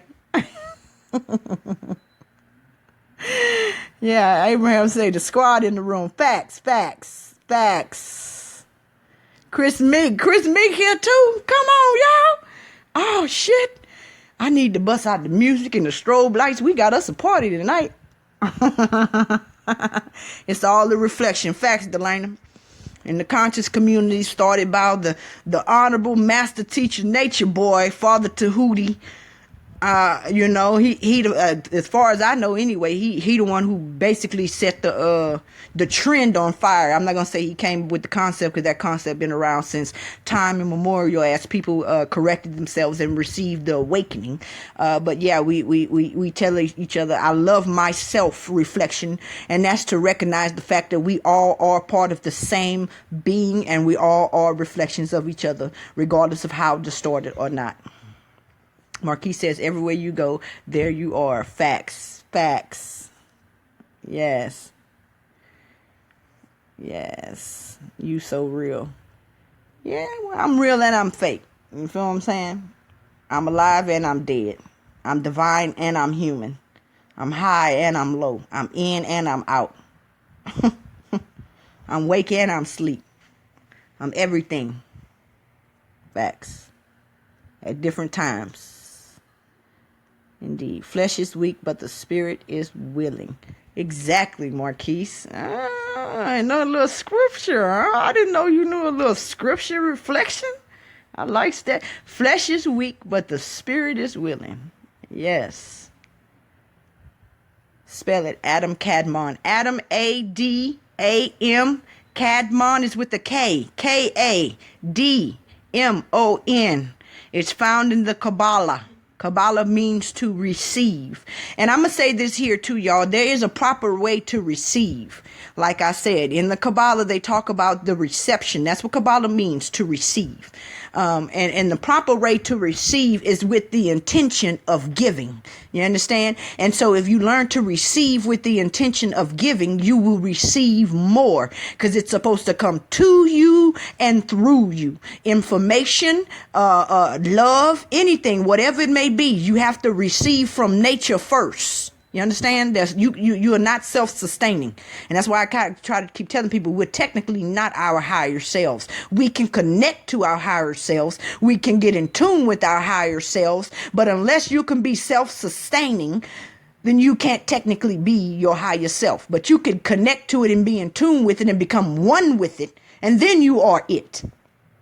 But nevertheless, I don't know what the hell I was saying. I just got completely off. I'm somewhere else in my head. I'm flying through the fucking cosmos right now. So fuck it. Whatever I was saying wouldn't need to be said. Delana says, I love your ass, Crystal. Delana, I love you too, honey. True. I can adapt to anything. Facts. And that's the beauty when you no longer try to pick a side. Because when you pick a side, there's suicide. You feel what I'm saying? And then you become homosexual. Peep game. And what I mean by homosexual, I'm not talking about no derogatory, stupid shit that you may be thinking. I'm talking metaphysically here speaking, because you're already a hermaphrodite. I'm going to say that again. You are already a hermaphrodite. You have positive and negative energy in you right now. In the scriptures, we like to think it's talking about some history, but it's really all that shit is happening within you. Adam is in you and Eve is in you. That's positive and negative energy. You feel what I'm saying? Do you understand what I'm saying? So you are already hermaphrodite. All right. It's just when you suicide, when you pick a side, if you say, well, I'm gonna be all good. Now you are homosexual. Homo meaning same and sexual means sex. So you all good or you all bad. That makes you a homosexual. You got to be good and bad. That makes you a heterosexual. You feel what I'm saying? I'm talking in spirit terms. And so here we go again with that. The inner reality produces the outer form. So if you decide that you want to suicide or kill one side of yourself, then guess what you're going to come back as in your next body. And I'm going to say this too, because think about the word karma. Karma. All right. Y'all know about anagrams and shit, right? Karma. Okay. Ma car.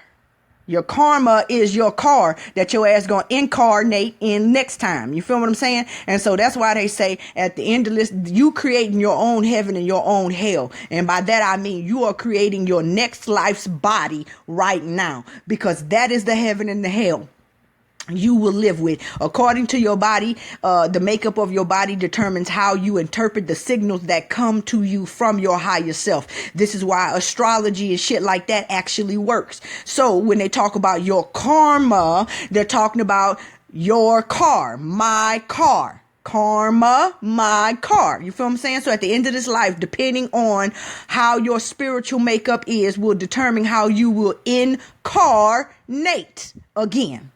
When the month is going to be in, the sex of the car, you feel what I'm saying? Everything that has to do with your car, whether your car will be disabled, will your spine be straight or crooked, you feel what I'm saying? It has to do with your spirit. Your spirit right now, or basically when you die, whatever it is when you die, when you tack on a new body, it's going to be a direct reflection of your spirit.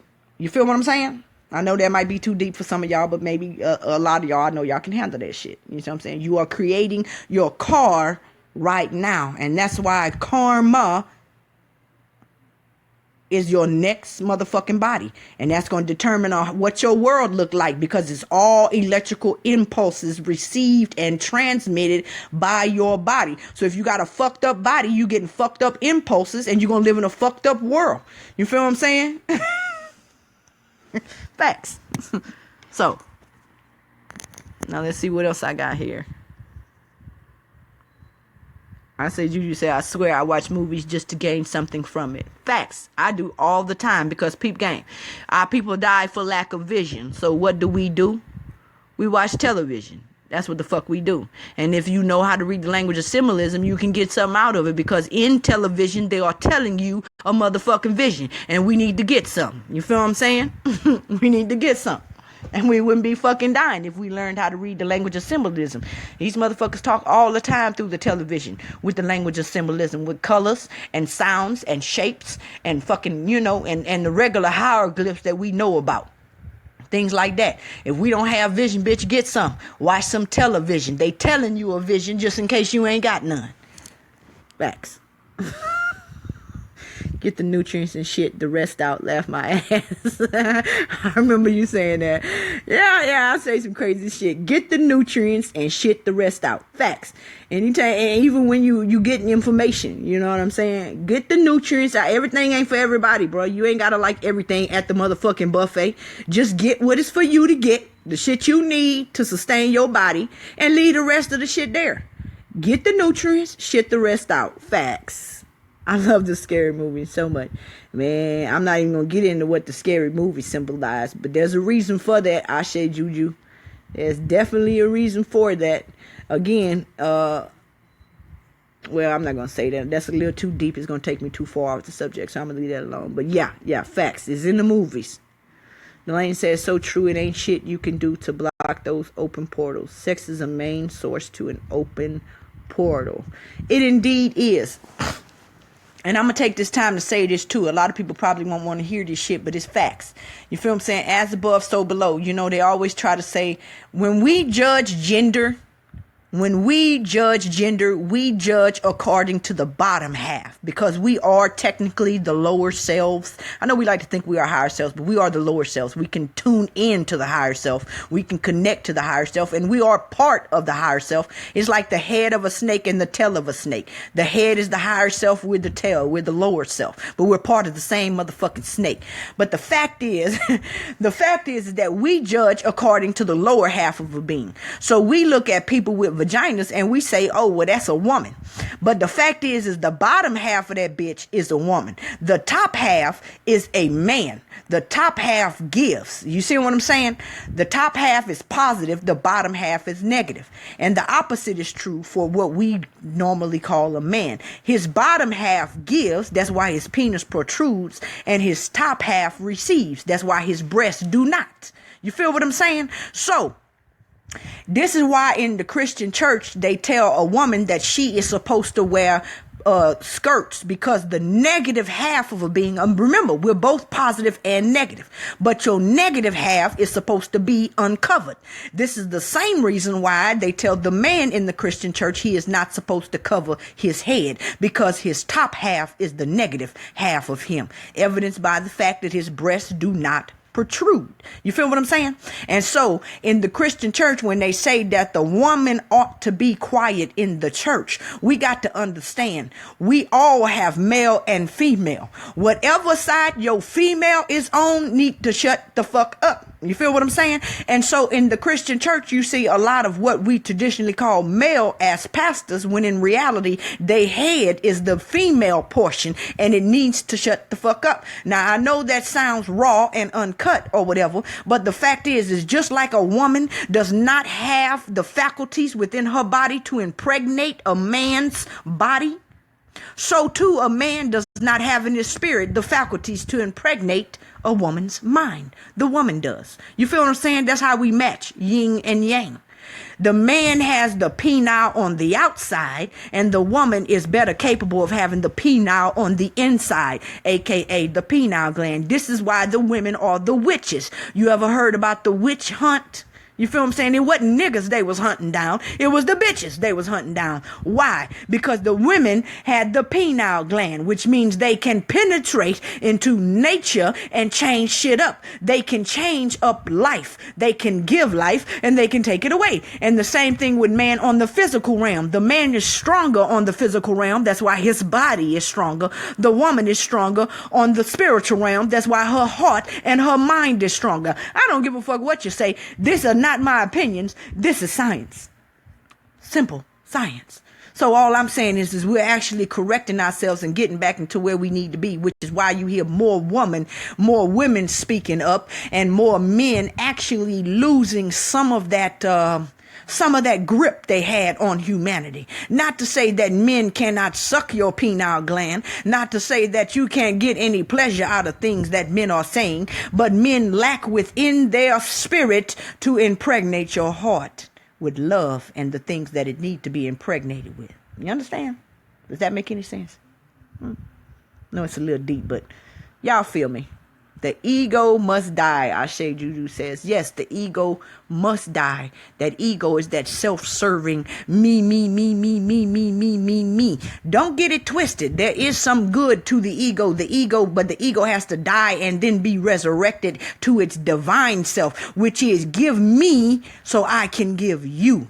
Give me so I can give back to God. You see, the ego by itself, before it's crucified, it just says me, me, me. It just is fucking consuming. It is a literal fire. It is the devil. It is fucking hell itself. But once you crucify that motherfucker and resurrect it, now you can receive. It says me, me, me, so I can give to God, God, God. You feel what I'm saying? God being the higher self, being nature, being and which all of everyone else outside of you is a part of nature. You feel what I'm saying? So you receive to give to others.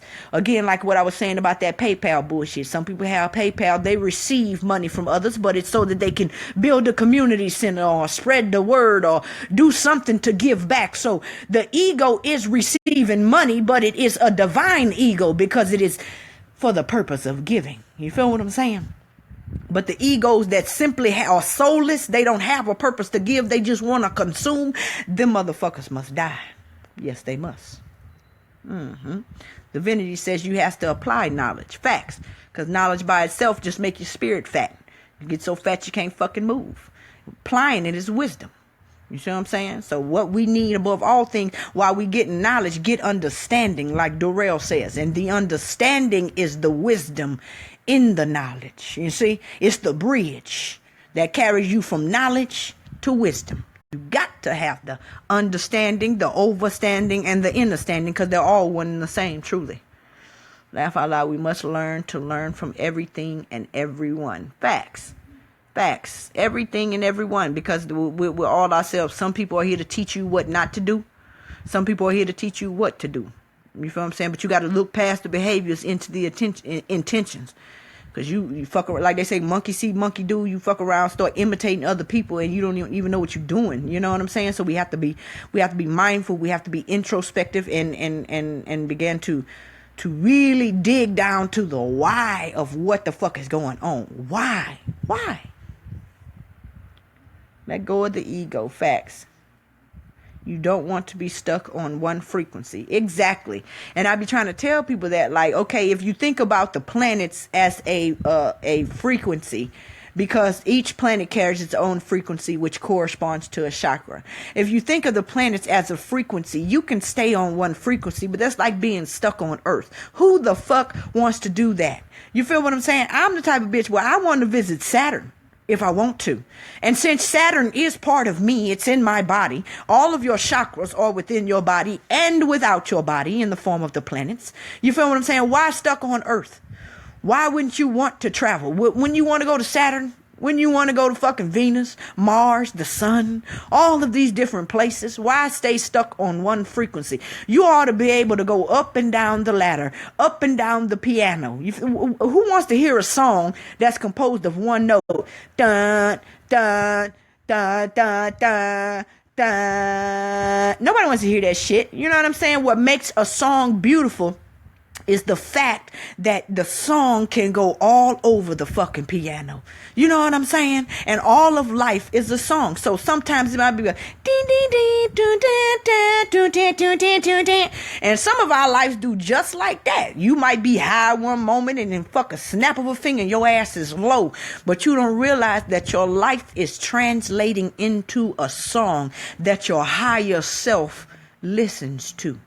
And so it's not about what's good and bad. So even the low moments in your life is a low note, and it is good to the Most High. It is good to your higher self. You understand? Because I like songs with low notes. Doom, doo, doo, doo, doom, doom, doom. You feel what I'm saying? I like that shit. And so over here in my lower self, I might be like, damn, I want to get out of this rut. Damn, I feel bad today. You feel what I'm saying? But my higher self is like, yeah, keep that shit going. I like that song. Your life is a song. And nobody wants to review your motherfucking life if your song consists of one fucking note. Learn to live and let go. Just fly all over the motherfucking keyboard. You know what I'm saying? Just fly all over that bitch and make a beautiful song. That's what life is about. Just enjoy that motherfucker. We so busy trying to stay on one note. You're not even gonna want to review this life when it's over with. You know, we save these lives in the clouds like movies. You know they got this new thing called about save your movies in the clouds where you can access them at any time from anywhere. Huh? Well, that's how our lives are. If you kill the ego, of course, and that bitch is resurrected, then that means that was a good life. It was good enough for you to want to die for that motherfucker because your ego is yourself, or your lower self, of course. And so if you're willing to die for this life, then that means it was a good life. You're going to want to review that shit. So once your ego died, that fits you to save this life in the clouds. And therefore, this life becomes immortal. And so you upload this bitch into the ether and you can watch it. After this life, you'll be able to come back to this particular life at any time from anywhere. Because you can save your movies in the cloud. You feel what I'm saying? So I don't even know what the fucking point of me saying that. But you ain't going to want to review your fucking life if it's one note. A good movie has a beginning. It got a climax. Shit be popping off. You be at the edge of the seat. You don't know if you're going to live or die. You know what I'm saying? It be good. You don't fucking know. But at the end, everybody lives happily ever after. Every single fucking time. And at the end of this movie, your ass going to live happily ever after. I promise you. Future say, it's time to take the motherfucking mask off. You feel what I'm saying? We're nearing the end scenes where everybody finna start clapping, where the villain and the good guy shake hands when they pull the mask off and say, damn, that was a good show. You feel what I'm saying? All of life is a stage. All of life is a song. Roll, roll, roll your boat gently down the stream. Merrily, merrily, merrily. Life is but, yeah, y'all know the rest. It's a fucking dream. Exactly. Don't even know how to put the pieces of the puzzle together. Facts. That's I know a lot of people like that. I'm not sure what you're talking about, but it's fucking funny. I should say I'm weak. Divinity says, wisdom gives you the knowing, the when, and the how. Facts. Knowledge gives you the what, but you don't even motherfucking know how. And see, look, most of y'all already know that I'm a nurse by trade. And I've ran across so many nurses. This is why I don't leave nobody at the hospital by themselves. Because I done seen so many nurses that have no idea how the human body works. It's motherfucking mind-blowing. It really is. And I try to tell people, if you just understand a comprehensive knowledge of how the body works, which is the why, you don't even need to know the what. You just need to understand the why. So, say in nursing, say somebody start throwing up. That's the what. These bitches can't even figure out why. Because they don't even know how the body works. You see, they got all this knowledge, but they don't have no wisdom behind it. You got to know the why. And so the same is true with this reality. Once you get a comprehensive view of how this reality works, then the what is no longer a problem because you can easily figure out why. So the most needful thing for us is to understand how this reality really, really works.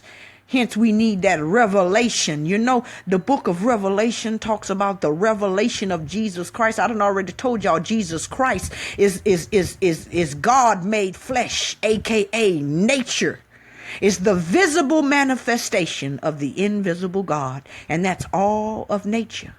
The seven seals in Revelation is talking about the 7 chakras that you have to unseal, that you got to open up so that nature would derobe herself, will unveil herself so you can look at her bare and naked body unveiled in all of her beauty. But if you don't unseal those seals, if you are not able to unseal that, then you are unworthy to look at nature in all of her beauty, her naked bare body, and she will not show herself to you, because unlike most of these women of today, nature is a real lady, and if you don't deserve to see her naked, beautiful body, you will not.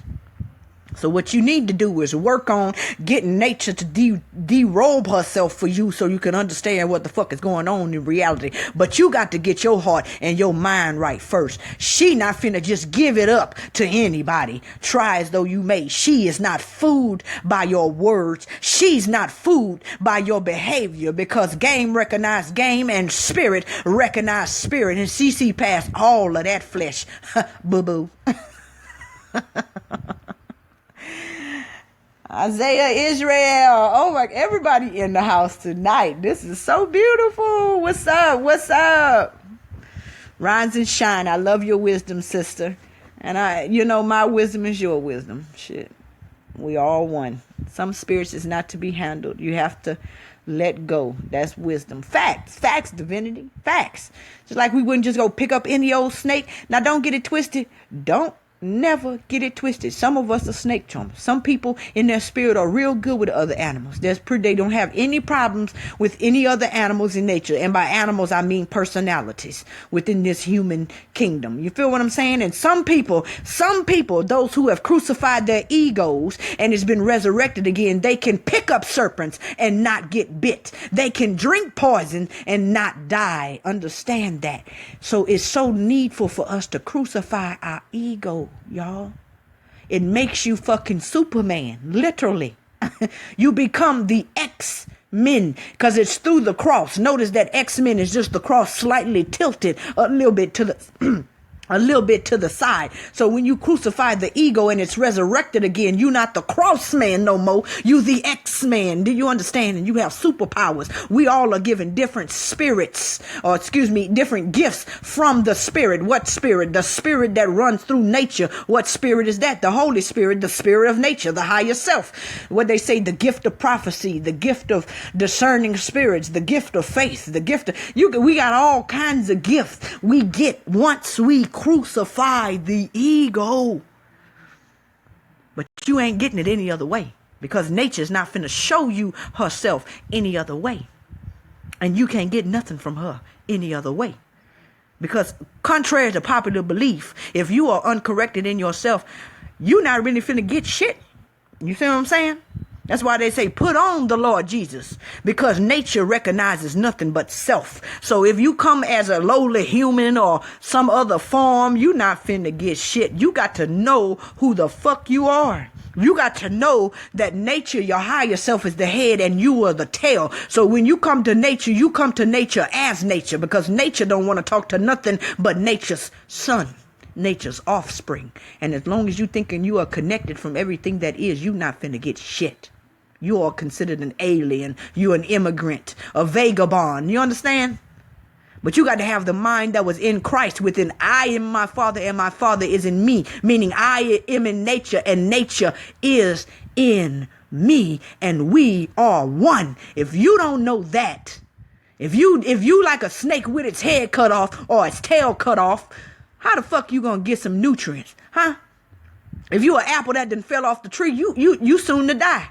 You feel what I'm saying? And all this whole awakening, this killing the ego and resurrecting is all about grafting yourself back into the tree so you can get nutrients again. And therefore, if your conscience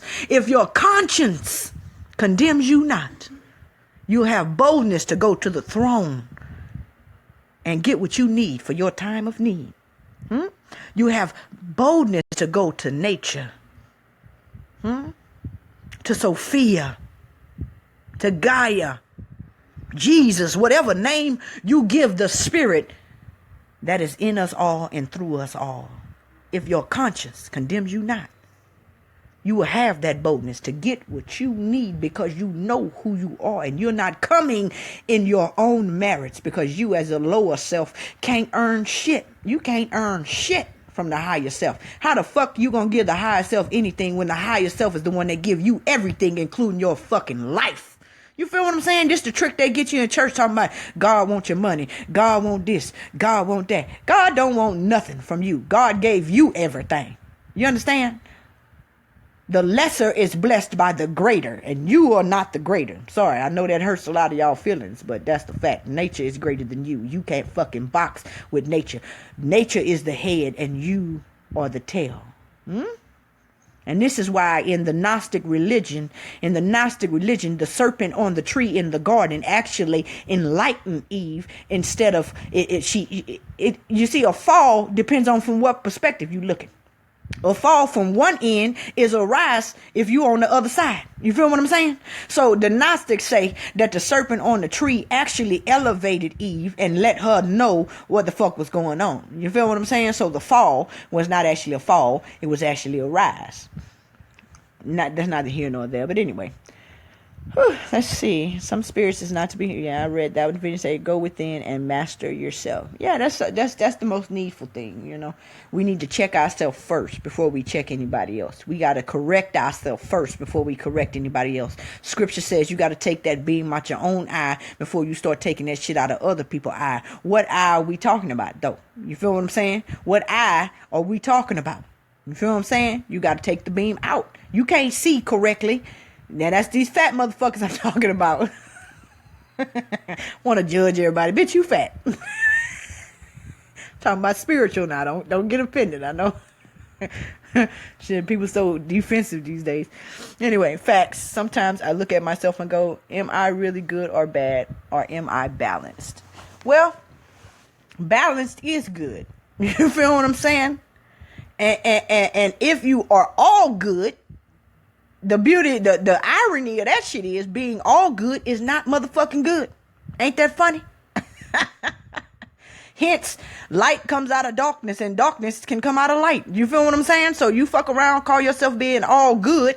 That's that darkness that's finna come out that light. Yeah, the good is light, but your ass is not good because you off balance. So now it ain't nothing but motherfucking darkness around you. You feel what I'm saying?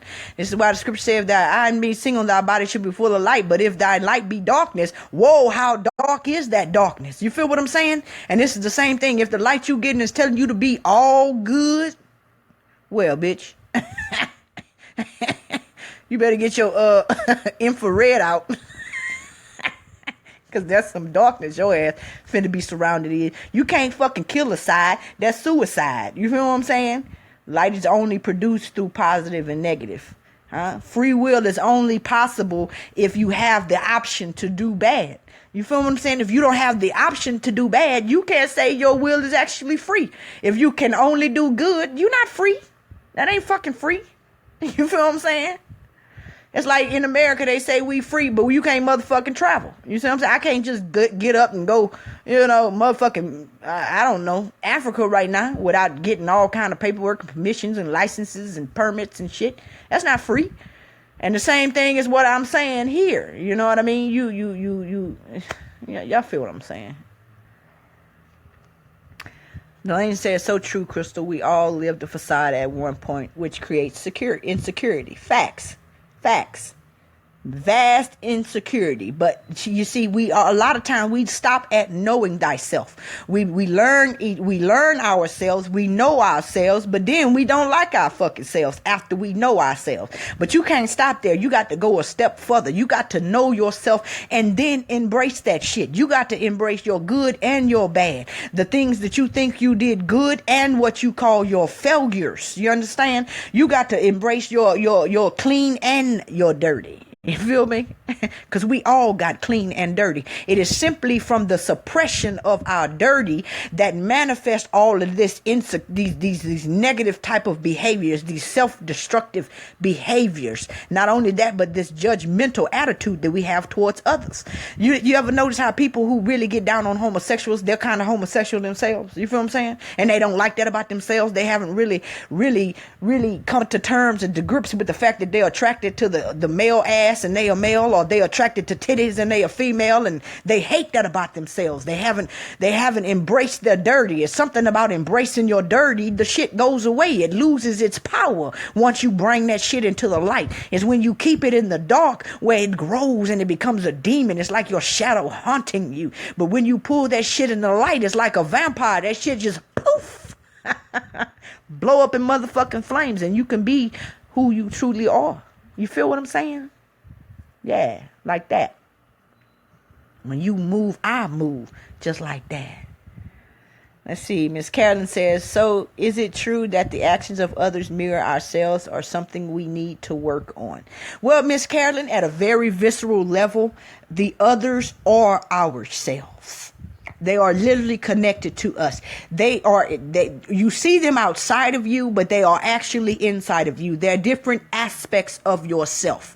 You see what I'm saying? Like my love, like we have different attributes. Like our anger is an attribute. You ever seen that movie Inside Out? It's a little cartoon for kids, but it's where this little girl named Riley, you could see inside her head, and anger is in there. His name is Anger. He's in there doing shit, and she's got love in there, and he's in there doing shit. Well, essentially, that movie is basically showing you how this reality works. I am something within inside of you. I may be your love. I might be your anger. I might be your jealousy. I might be your, some aspect of you. So in reality, we are all technically connected. But the beauty of it is we call each other reflections because we're all mirrors. You can look at me and see you in some way, shape, or form. If you have eyes that see, you can hear me and hear you. If you have ears that hear, you feel what I'm saying? And you can know yourself by knowing me. And I can know myself by knowing you. That's how it works. How can you judge that which you cannot see, the scripture says. And that's what it's talking about. The mind cannot judge itself because it could not see itself. And therefore it projected itself outside of itself so it could see itself and therefore judge itself. Facts or facts? When you see your demon, it's not a pretty sight. No, it's not, divinity. No, it's not. I see my own internal demons, man, and I wanted to kill my motherfucking self. Facts. Because, bruh, I didn't even know. I really didn't know. I literally had deluded like they say, the heart is deceitful above all things. You got to check that motherfucker. Because it will delude you into thinking you're an angel. Meanwhile, you're a motherfucking demon. You see what I'm saying? And that's what my shit had done back when I was in the Christian church with my self-righteous ass. I was a motherfucking demon. You know what I'm saying? Like I was focused on the what people are doing. Oh, you ought to correct your behavior. You're going to go to hell and this, that, and the other. But when, like Paul on the road to Damascus, when that light broke in on my ass and I really got to take a look at myself for who I truly was, oh man, I would cry me a river. I was willing to die because I just couldn't believe that I had literally persecuted the church of God like that. And just the way Paul did. You feel what I'm saying? I seen myself and it wasn't pretty. You're right. It wasn't pretty.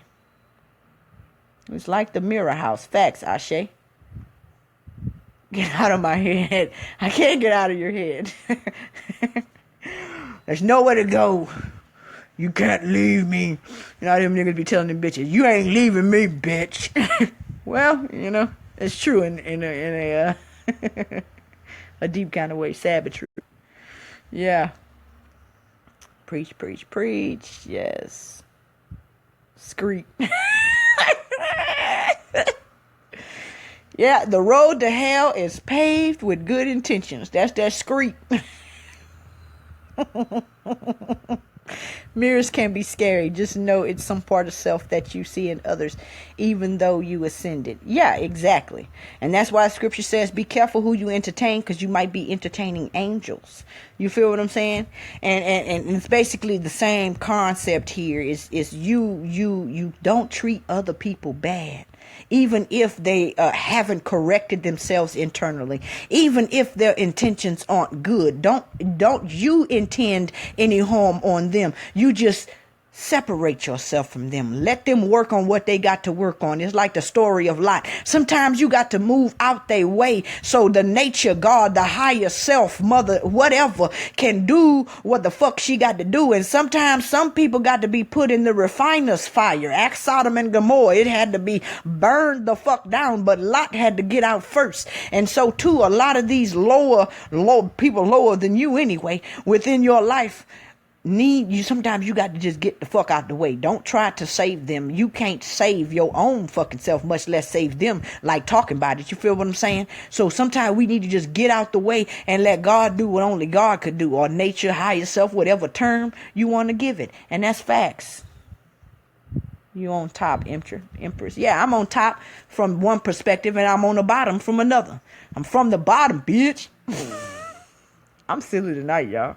Oh my God. Whew. But yeah, I'm on top and I'm on bottom and I'm in the middle, depending on where you're looking from. It's like a circle.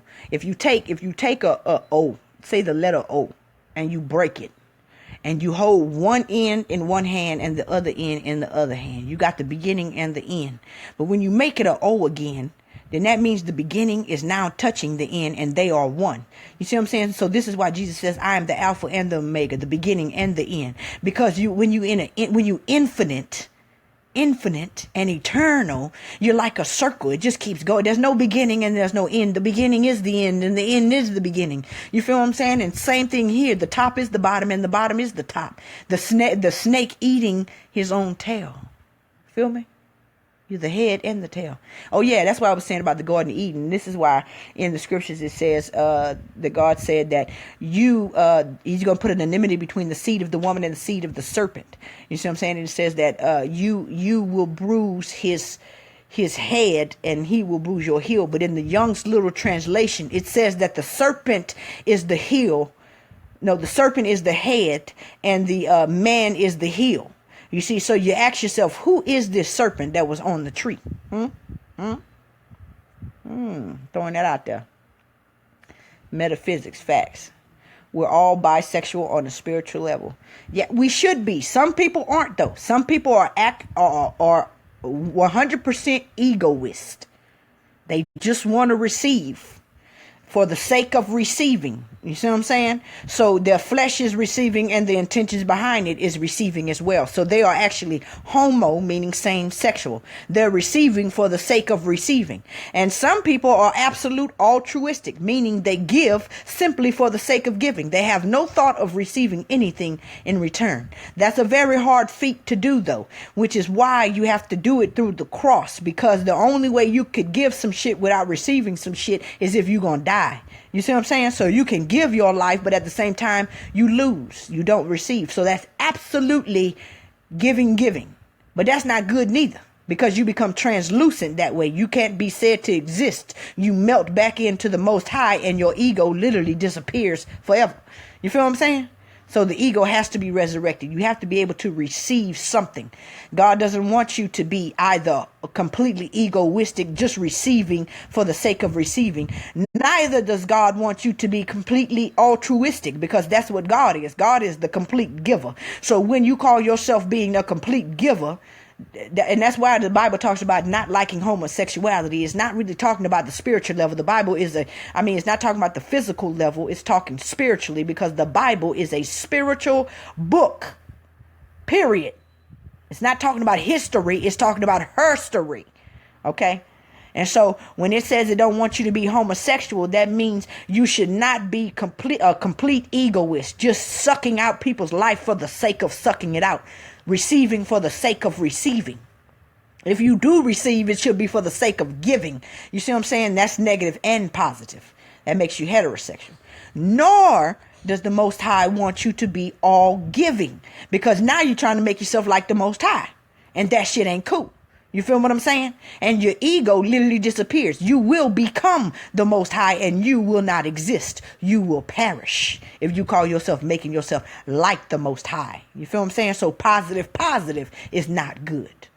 You need to be positive, negative, heterosexual. You need to be able to receive from nature, receive from God for the sake or the intentions of giving back to God in the form of the higher self or your fellow beings or the trees, the air, the fruit, whatever. You feel what I'm saying? But by all means, do not be homosexual in your spirit. Suicide is not the motherfucking way.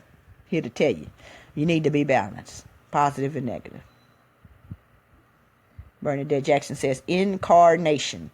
Facts. I like the way you broke that down. Exactly what I'm saying. Just like karma, balanced. Recall. Facts. Reward. You know, we talk about we're getting rewarded whenever we die. People think they're going to get rewarded. And that's usually church folks. And the fact is they do get rewarded. You know, like from the 5th ward, I'm from the 3rd ward, I'm from the 10th ward.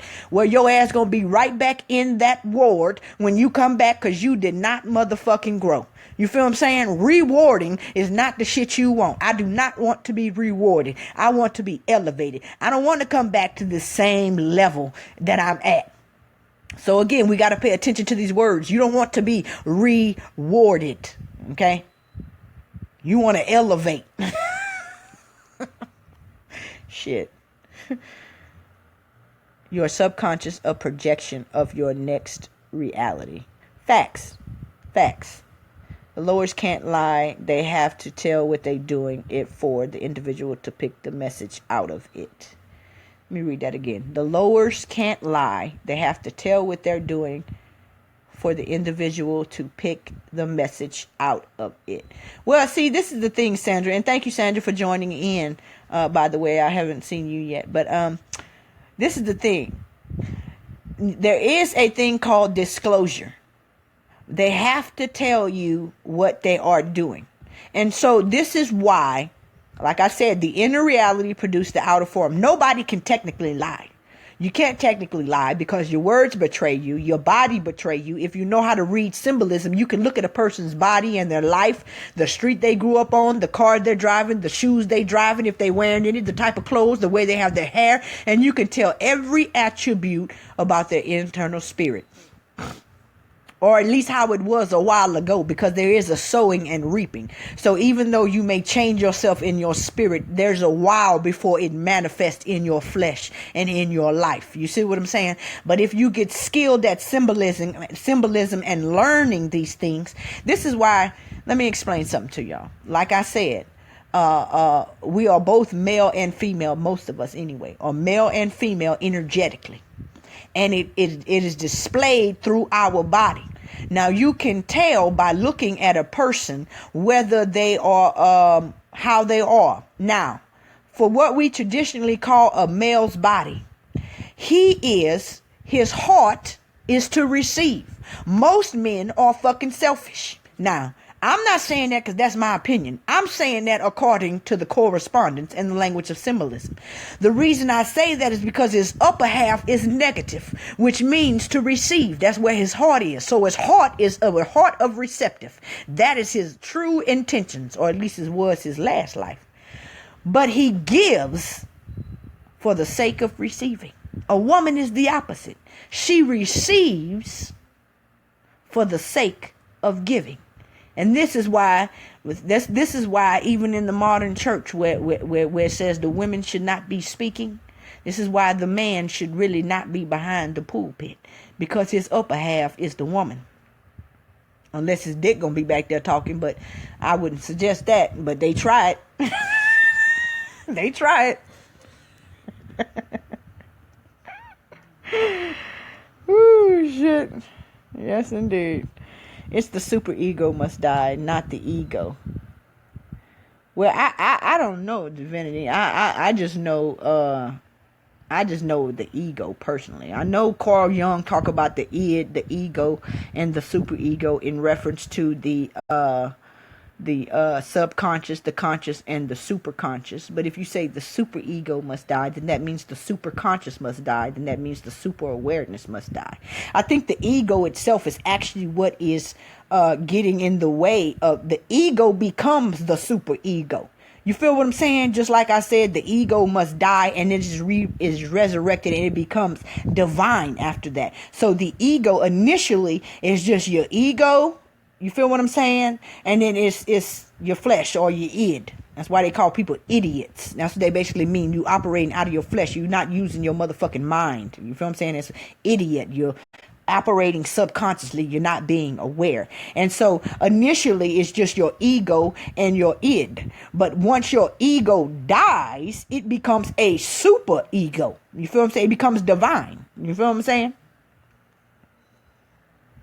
So the ego technically If it don't die, it's just the ego. But if it do die, it's resurrected and it becomes the super ego. So you have the ego, the super ego, and you still have the id. So you have the Trinity there. You feel what I'm saying? But not everybody got the Trinity right now because they just fucking with the ego and the id. But until you crucify your ego, you got to bury that bitch. Just like you bury a seed. What they say, unless a seed fall in the ground and die, it stands alone. Huh? So once you bury your ego, the super ego pop out that bitch like a plant pop out a seed. You feel what I'm saying? And it reach towards the sun. And so therefore, that's what I mean by that. Angel says, you have given me an overload. My body is really vibrating fast. Well, yeah, we like tuning forks, Angel. You know what I'm saying? If you had a room full of tuning forks and you took one of them bitches and you hit it up against the wall and it started vibrating, all of the other tuning forks that is tuned, that is on the same frequency with that tuning fork, they will begin to vibrate even though you didn't put your hands on them. And so what is going on right now with you is you're a tuning fork and you're tuned to the same frequency that I am. And so since I'm vibrating high and woo, now you starting to vibrate, woo, and we all in this motherfucker singing, woo. We making songs. And don't think Mother Nature, Gaia, the higher self, the most high God, whatever name you want to give, don't hear this music neither. Because, oh yeah, they hear the music. That's the Gemini in me, high and low, yin and yang. That's the balance in you, Angel. High and low, yin and yang. That's the song in you, Angel. You are a piano, baby. You got all notes. You feel what I'm saying? That's the God in you. How about that? Male and female created he him in God's image. That's the God in you. Yeah. I'm putting this live in the clouds. Know thyself, Miss Carolyn says. Yes, yes. Lexi, my cousin Lexi Cole in the house. Hi, cuz. Marquise says, share this video. Thank you, Marquise. Carolyn says, wow, sister, this is really resonating through my spirit. Facts. Facts. Divinity says, ego, a person's sense of self-esteem or self-importance, the part of the mind that mediate between the conscious and the unconscious. Right. Ego. Yeah, ego is a person's sense of self.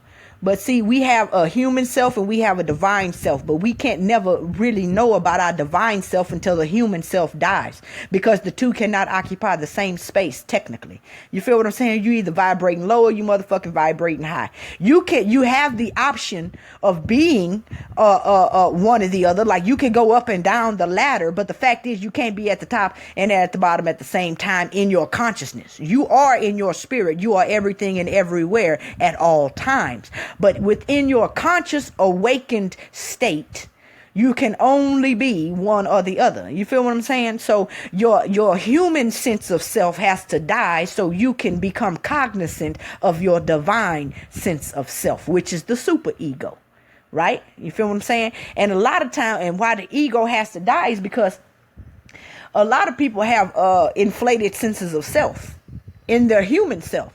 And bitch, you ain't shit as long as you in your human self. If you have not crucified the ego and pulled through the flesh, that's why it says when Jesus died on the cross, it says that the temple was rent. The partition in the temple was rent from top to bottom that separated the holy place. And that's what it's talking about. When you have this death of the ego, this awakening experience, the partition in your temple, your body that separates you which separates the holy place from you is ripped. That's the veil that I'm talking about that's covering nature's body. So you can't see what she looks like bare. You can't see her unity. But when you crucify that ego, the partition is split. The clothes come off. The mask come off. And you have access into the holy place. You understand? It's like the hymen of a woman's vagina. It's got to be broken. You know, when she's a virgin, it's got to be broken. That wall got to come down, and then you can go into the holy place. And the same thing, as above, so below, as below, so above. You see what I'm saying? And so we have to break down that partition. That is the ego death. The partition is the ego. That bitch got to die so you can go in the holy place of nature and see what Jesus said, which is I and my Father are one. And then you're magnetized. I put a post the other day that says your brain is in the shape of a magnet because it is a magnet, but don't get it twisted. Not every magnet is a magnet. It's got to be hit with electricity first, and now it's magnetized. And that's what I'm talking about. That partition has got to be, what they say when Jesus died, it was between, 12 and 3 or some shit happened. It got dark, and then lightning was striking. It was going down. And that's what I'm talking about. You got to be hit with the lightning of God, and then you're magnetized. And then the law of attraction works for you. It is the way it is because you say it is. You feel what I'm saying? That's these witches. You see a woman on top, she's a witch. And on the bottom, she's a bitch. Now you got to grasp that. That sounds derogatory, but you got to grasp that. A bitch is a female dog. A witch is a female what? Huh? Female what? Female what? Y'all know the answer. That's right. A god. She can manipulate motherfucking reality. You understand? You see the flip G-O-D-D-O-G? That's why they call us bitches. I don't get mad at me personally. Yeah, I'm a bitch at the bottom. But I'm a god at the top, homie. Don't get it twisted. Psh. Reginald Hunt says, so there is no bad and good. Well, see, this is the thing, Reginald. This is the thing. That's duality. There's really only life and death. You see what I'm saying? Because okay, take for instance, if I have, say, somebody that I love dearly that's on drugs. And I'm saying, he come to me asking me for $10. And I'm like, you know what? He on drugs. He about to go buy that crack. I'm not giving him that $10 because giving him $10 would be bad, right? So by me not giving him that $10, this motherfucker go out, try to rob somebody, get shot, and the motherfucker's dead now. And now I'm thinking, damn, well, maybe I should have gave him the $10. You feel what I'm saying? So it's bad and good is not, you can't determine what's bad and good. It's all about what's life and death. You see, now if I would have gave him the $10, his ass would still be alive. But because I thought it was bad, now he dead. You feel what I'm saying? So you gotta, that's why I say the Holy Spirit, aka the internal compass, the ego death, turning yourself into a super ego is so important for you discerning what is life and what is death. Not what is good and what is bad, because the only thing that is good is life. Do you understand? And if you got to do some bad things to get life, then that's motherfucking good. You feel what I'm saying? So that shit becomes very relative. If somebody has got a gun to your head and they telling you better tell me where your daughter at right now. Now they say lying is bad. So is you going to tell where your daughter at because lying is bad? Huh? Even though you know that's going to bring her death. He finna go in there and shoot her. Is you finna be good? You going to be a good guy and tell him where your daughter at? No, the fuck you not. Not if you smart, not if you wise. If you got knowledge, you might, because you think something good and something bad. But if you wise, you know that the only thing good is life, and that's God. That's why Jesus said, why ye call me master? That's the only thing, there's only one that's good, and that's God. And God is life. God is light. God is understanding and wisdom. You understand? And so you go ahead and follow these external rules, the set rules, it's set for you. That's like if you dying. Yeah, we supposed to stop at the red light and the stop sign. But if you're dying, you plow right through that motherfucking red light because you trying to save your life. You don't give a fuck about the rules, the law. You don't even give a fuck if the police right there. Bitch, you're going to have to follow me all the way to the hospital. How about that? Why? Because life and death is on the line. And that's what this is about. It's about discerning life and death, not about what's good and what's bad. And if you're going to know what's life and what's death, you need that internal compass. You need the Holy Spirit. You need pure thoughts. You need your connection to your higher self, because your higher self can see what you can't see. You can't see the motherfucking forest for the trees. Do you understand? You got to get a bird's eye view. It's something about getting way up high. You can see everything that's going on. You understand? That's what I'm saying. No, there ain't no bad and good. There's only life and death.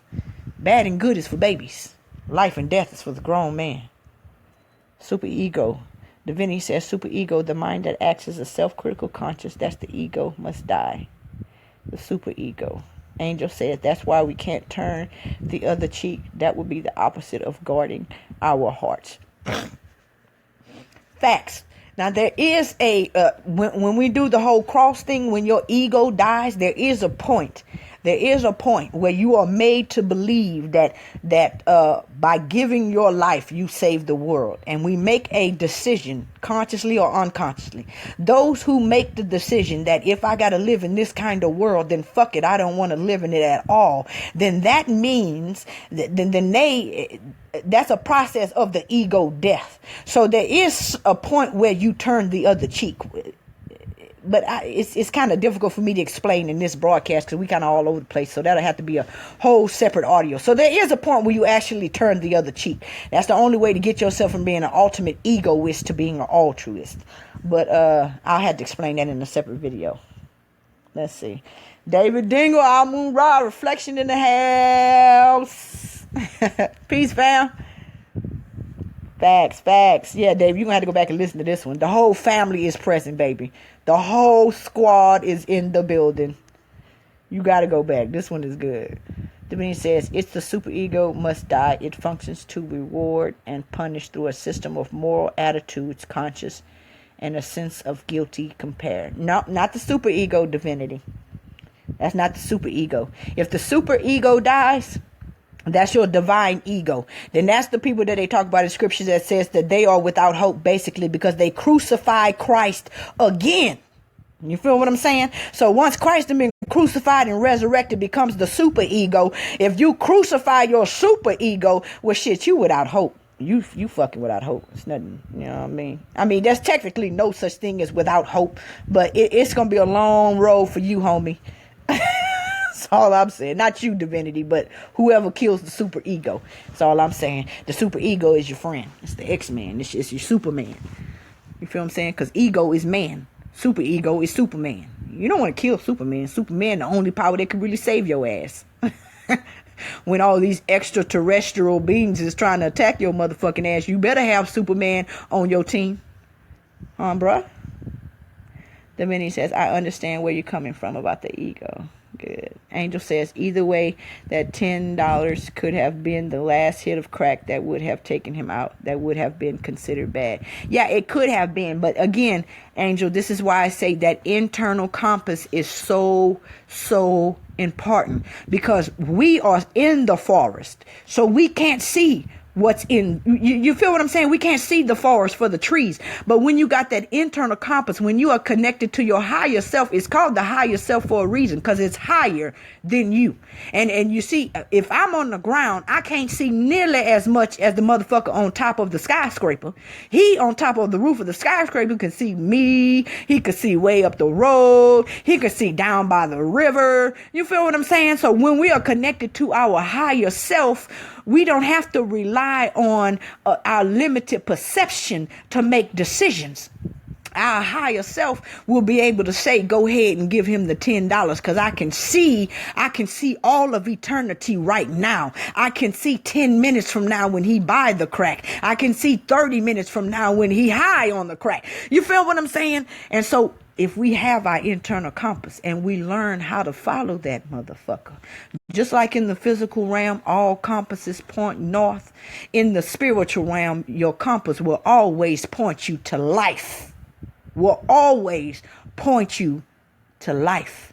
And so if we could just activate that bitch and get it to working, then we would not be experiencing death like we experience it. It is simply our disconnection from our higher self that got us working from one end and not from the other. We're incomplete. And that's why I say we need to work on that first and foremost, because we can't help nobody unless we done helped our fucking selves first. Work out our own salvation with fear and trembling. And once we got self right, then we can help brother take the mote out of his eye and help him see, help him elevate, help him ascend. You feel what I'm saying?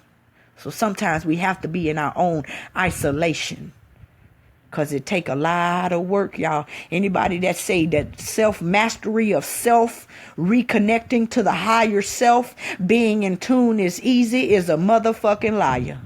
And they don't know the first thing about mastering self or getting in tune or any of that shit. And they ain't really done the work. Because let me tell you, baby, it feels like death. Huh? It feels like death. It feels like burning. They say you in the refiner's fire for a motherfucking reason. Because it really is like a fire. That shit burns. But it's burning all the negative shit away. It's burning all the weights and that excess minerals and excess metals that's weighing your ass down. You see, real gold is very light. Very, very light. It's light, L-I-G-H-T, and light, L-I-T-E, all the lights you want to name. It's light in weight and it's light in sight. You feel what I'm saying? And that's how we need to be. But we got to burn all this extra ass shit off, but it hurts. And the ego death is not really fun either. You feel what I'm saying? All these are painful terms. Even they talk about in the scripture how we got to birth this seed that's been put down in us. Birth, I don't know, you men probably don't know, but I'm a woman and I've been through it a couple times and I'm here to tell you, that shit ain't fun either, like talking about it. You know what I'm saying? These are all painful processes, and these are the adjectives that we are using to describe the awakening for a reason, because the motherfucking shit hurts. And this is why the scriptures say, have you counted up the cost? You setting out on this journey, but have you really counted up the cost? Because it's a terrible thing to get halfway there and decide, fuck it, I don't have what it takes, and turn back around. Nobody want to do that shit. You feel what I'm saying? That's like getting to the 12th grade. You in the 12th grade, you got 2 more months left of school and fucking drop out. That's a hurtful thing. You know how many years your motherfucking ass done wasted and still ain't even got your GED or your high school diploma? You know what I mean? No, count up the cost before you get started. Ask somebody that done been through it or know something about it.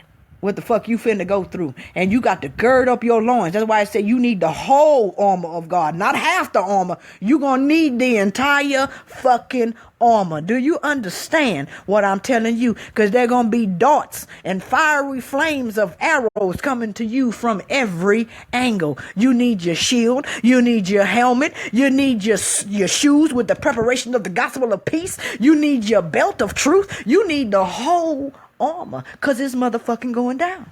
You feel what I'm saying? And if you ain't ready, hey, take your time. You got all eternity. I always tell people that. It's no motherfucking rush. When you get tired of suffering, when you get tired of not knowing, when you get tired of making the wrong decisions, when you get tired of having fucked up relationships and being disconnected, when you get tired of feeling empty, when you get tired of feeling lonely, well then gird up your loins. Gird up your loins and get about your work. Take up your cross and follow the character named Jesus or Yeshua. You understand? And then, like Yeshua said, then you will be like him and even greater. You understand? Everybody worshiping Yeshua. And Yeshua, Jesus never said worship me, but Jesus did say follow me. Why? Why are we to be following Jesus? Where did Jesus go? Jesus went to the cross. And a lot of times you got to crucify that ego so it can be resurrected again. So you can do the things that Jesus do and even more. Come on, you guys. Y'all know this. You feel what I'm saying? This ain't no walk in the motherfucking park. I know that's what they sold to y'all. I know they said this shit gonna be fun. It's gonna be easy. Birds gonna be singing. It's gonna be great. No. That's a lie. It's greater later. Yeah, it's greater later. Once you done went through hell. But how many of you know you got to come from heaven, hit earth. Then you got to go from earth to hell. And then back to earth again. And then back up to heaven. It's the complete cycle, y'all. It's all the way down. All the way up. You got to go through hell first. Out of Egypt, I called my son. Out of hell, I called my son. Yeah. Facts. You got to gird up your loins. It's not finna be no motherfucking walk in the park. And you got to be mindful of your actions. Bruh, like, seriously, if you serious about this, now, if you sleepwalking or if you don't feel like doing it right now, you don't feel like you got it in you, that's understandable. You feel what I'm saying? Like, you got literally all eternity. But if you really tired and you so fucking tired, you willing to give up your life for it, I'm here to tell you that's exactly what you gonna have to do. That's exactly what you gonna have to do. You will. Oh, you gonna suffer death. You may look alive on the outside, but your ass gonna be dead on the inside. How many of you know that you could be walking around looking alive, but really empty on the inside? You look full, but you're empty. You look alive, but you're dead. You got a smile on your face, but your insides is crying, huh? Yeah, that's how it's gonna be. But you know what the scriptures say when you're fasting? Don't put that sad face on. No, you powder up your face. Yeah, you powder up your face. You don't want everybody to know that you dying on the inside. That's between you and the Most High. You keep that to yourself. You do what you got to do. And this is what you see when I was going through my death of the ego experience. Woo, Lord have mercy, Jesus. It kind of reminds me of when I talk about going through labor and delivery. I say the same thing. Just thinking about the shit make you cringe. But when I was going through my ego death thing, God had me highlighting in my Bible, endure, endure, endure. And I say this a lot of times in my audios because it was so pivotal for me. It really helped me get through this shit. Because sometimes I didn't think I was going to make it. And I would see myself, I can see it right now, see myself sitting on that little couch in my little Matchbox trailer, highlighting in my little bitty Bible, endure, endure. I mean, I went all through the New Testament, endure, endure, endure. And that helped me to know that I was not alone. He told me ahead of time, she, it, whatever, told me ahead of time that it was finna get rough. And I'm telling a lot of y'all now, if you happen to be going through the ego death and you feel like you just can't hang on any longer, you can't make it through anymore, I want you to know that all you have to do is endure. It is not to the swift. You ain't got to be the first one finished. You ain't got to be the first super ego, the first Superman, the first X-Man. You ain't got to be at the top, the best one neither. It is not to him who is swift, but to he who endures. You just got to finish the race. Cross the line. That's it. You could go slow. You could go fast. But if you see the devil, if the devil can't get in front of you and stop you, the devil will get behind you and push you. You understand? Push you and make you go extra fast, and you out of control now. But I want you to know that there is no hurry. Take your time. Take your time. Don't let the devil push you into thinking that you running out of time. Let me tell you something. You eternal. You've been here. You was here when the foundation was laid, and you will be here when the heavens and the earth will be rolled up. Okay? You're from time immemorial. There is no rush. Take your time, people. Not to him who is swift, but he who endures. Everything that you need for the journey is already within you. Everything that you need for your journey is already within you. This is what they talk about in the scripture where Jesus sent his disciples out and he said, don't take nothing with you. You don't need to take nothing. You got everything you need. And I'm telling you the same thing. You don't need to take nothing with you. You don't need to take none of that knowledge they gave you. You don't have to take that with you. There's something within you that'll teach you all things, lead you into all truth. You understand? You don't have to take nothing with you. Just go. Just go.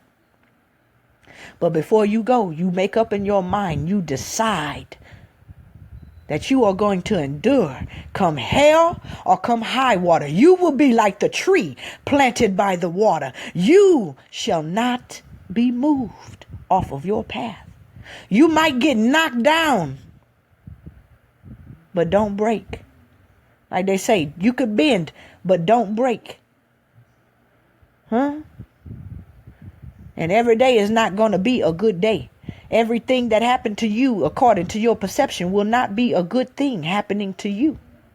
But the scripture don't say that everything is good for you. It says everything works together for good. That means the good and the bad in your life is all working together for your good. And it's all good.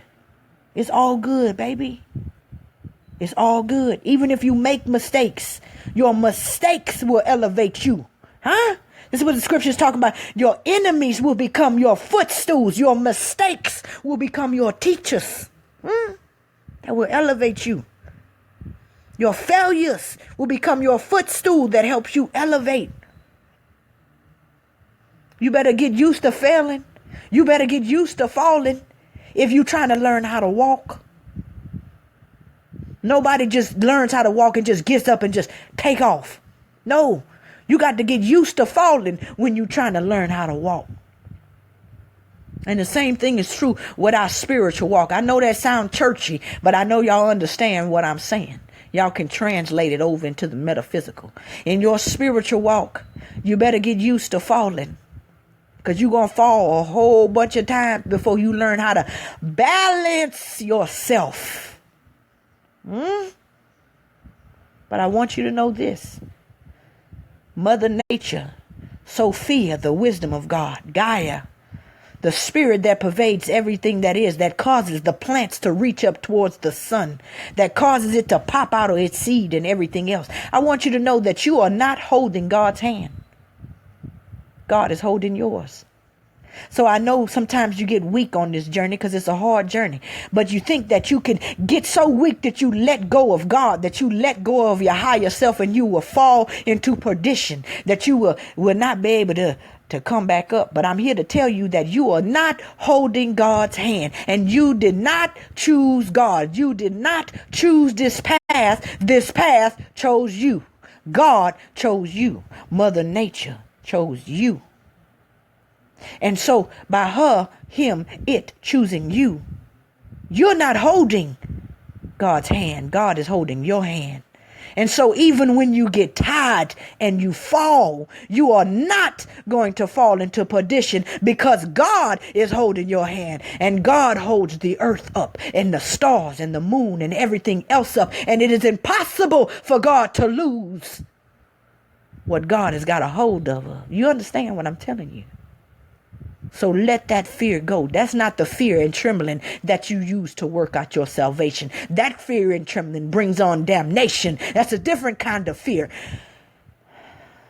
Don't fear that way. You're kept. You're being kept. I told y'all can't see nature unless she wants you to. And so the fact that you are where you are right now is because this is where you're supposed to be. Not by your will, but by the Spirit, thus said the Lord. Not your will. If it was your will that got you here, it's your will that could take you off of the path. But your will didn't get you here, baby. I know that hurts your self-esteem. I know that don't make you feel good about yourself, because you like to feel like you picked God. You feel like you did something so wonderful that the higher self decided to smile down on you. But that is not the case. It's called foreknowledge, predestination. You were picked up and picked out before the foundation of the world to receive this salvation. You didn't get yourself here. You can't get yourself out. Just like they say, when you're a sinner, there's nothing you could do to save yourself. And when you save, there's nothing you could do to make yourself a sinner again. Nothing. And when I'm talking about save, I'm not talking about that quasi kind of save you learned in church. I'm talking about saved in the fact that you are connected to your higher self, and you are no longer alone. You have all of nature with you. You have the creator of all that there is with you. Not only with you, but in you and is you. I and my father are one. Or I and my mother, rather, are one. Facts. Just take your time. Take your time. Stop eating so much. Stop eating so much. Turn that compass on inside of you and let that compass direct you to what you need to eat to build up your spiritual body for the purpose that you have. See, everybody can't eat everything. I always say that everything, one size does not fit all, because we all have different purposes in the body. You see, the eye got to eat something different than the hand. Why? Because the eye has a different purpose than the hand. You understand? So you can't eat what I eat. I might be a foot. You can't have the same diet I have. One size does not fit all. You got to eat what you need to eat to build up the body, the spiritual body that you need to have. And when I say eat, I'm not talking about real food, like physical food. I'm talking about your spiritual food, the information, the wisdom, and the knowledge that you let into your being, that you eat. You got to eat according to your purpose. And if you don't know what your purpose is, then you got to turn on that compass and let that compass direct you to the food you need to eat. And sometimes you'll eat one thing and then you'll find yourself eating somewhere else that's totally different from what you was eating last week. Because you got to understand, you are building up a spiritual body. And you are a member of an even greater body, and you have a job, you have a purpose, and your body is according to your purpose. Everybody is not the same. Every spirit may be, but everybody, when I say spirit, I mean deep, deep, deep spirit, not the intentions. But everybody is not the same. Spiritual body. So, and that's why I keep telling y'all, man, stop judging people off of what they are eating spiritually. Some people might just still read the scriptures and believe in Christianity in the lower levels. But you need to understand that every part of the body has its purpose. Everybody can't be on top. You understand? Everybody can't be an eye. Everybody can't be a prophet. Everybody can't be a manifester. Everybody, you feel what I'm saying? We all have our different portions and our purposes. And we eat according to the nature of our spiritual body. And our spiritual body is determined according to our spiritual purpose. So stop worried about what she eating and what he eating and what they doing and how they learning and how high and how low they are. Stop worried about other motherfuckers. Let them do them. They got their purpose. You worry about fulfilling your shit. How about that? You feel me? Worry about you. And if everybody worry about themselves, then everybody could get into place and we could get this body to rolling in a nice harmonious fashion. But the eye too busy looking at the foot, worried about what the foot doing. Well, why you building your spiritual body like that? Your spiritual body don't look like my spiritual body. So we on different frequencies. We can't be friends. Well, the foot is on a different frequency from the eye, my friend. I'm sorry to tell you. And the hand is on a whole nother frequency from that. But you need to realize that we are all part of the same body. And you respect the foot for being the foot because it could do what you can't do. That's like the garbage man. Don't look down on the garbage man. Who the fuck gonna take out the garbage if there was no garbage man? How about that? You see what I'm saying? Same thing here. And everybody can't be the garbage man neither. Somebody got to be the doctor. Somebody got to be the nurse. Somebody got to be the shaman, the medicine man. Somebody got to be the priest and intercede for people. You feel me? And it's the same thing here. We need to stop worrying about what frequency other people are on. We're not supposed to be all on the same frequency. Neither are your organs in your body on your same frequency.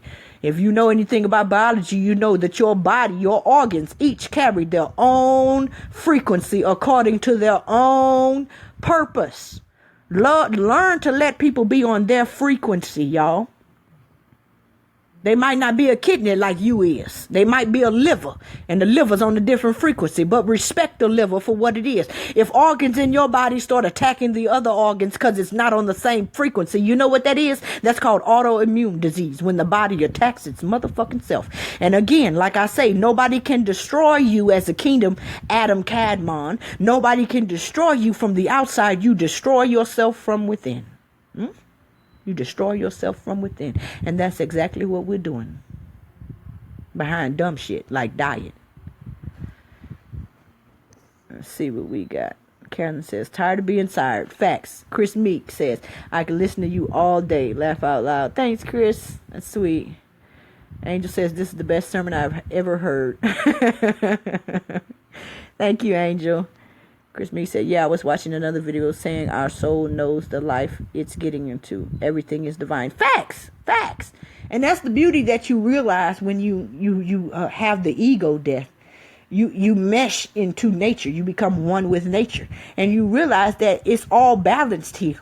It's all balanced here. So if something gets taken out over there, if something's getting added over here. You feel what I'm saying? If something gets low over there, something is getting high over here. It's like well, I don't know a good analogy right now, but nevertheless, it's always balanced. You see what I'm saying? So we see somebody die over here and we're like, oh, it's so horrible he died. But somebody that been birthed over here is always 100% balanced at all times. And this is the only way it can happen.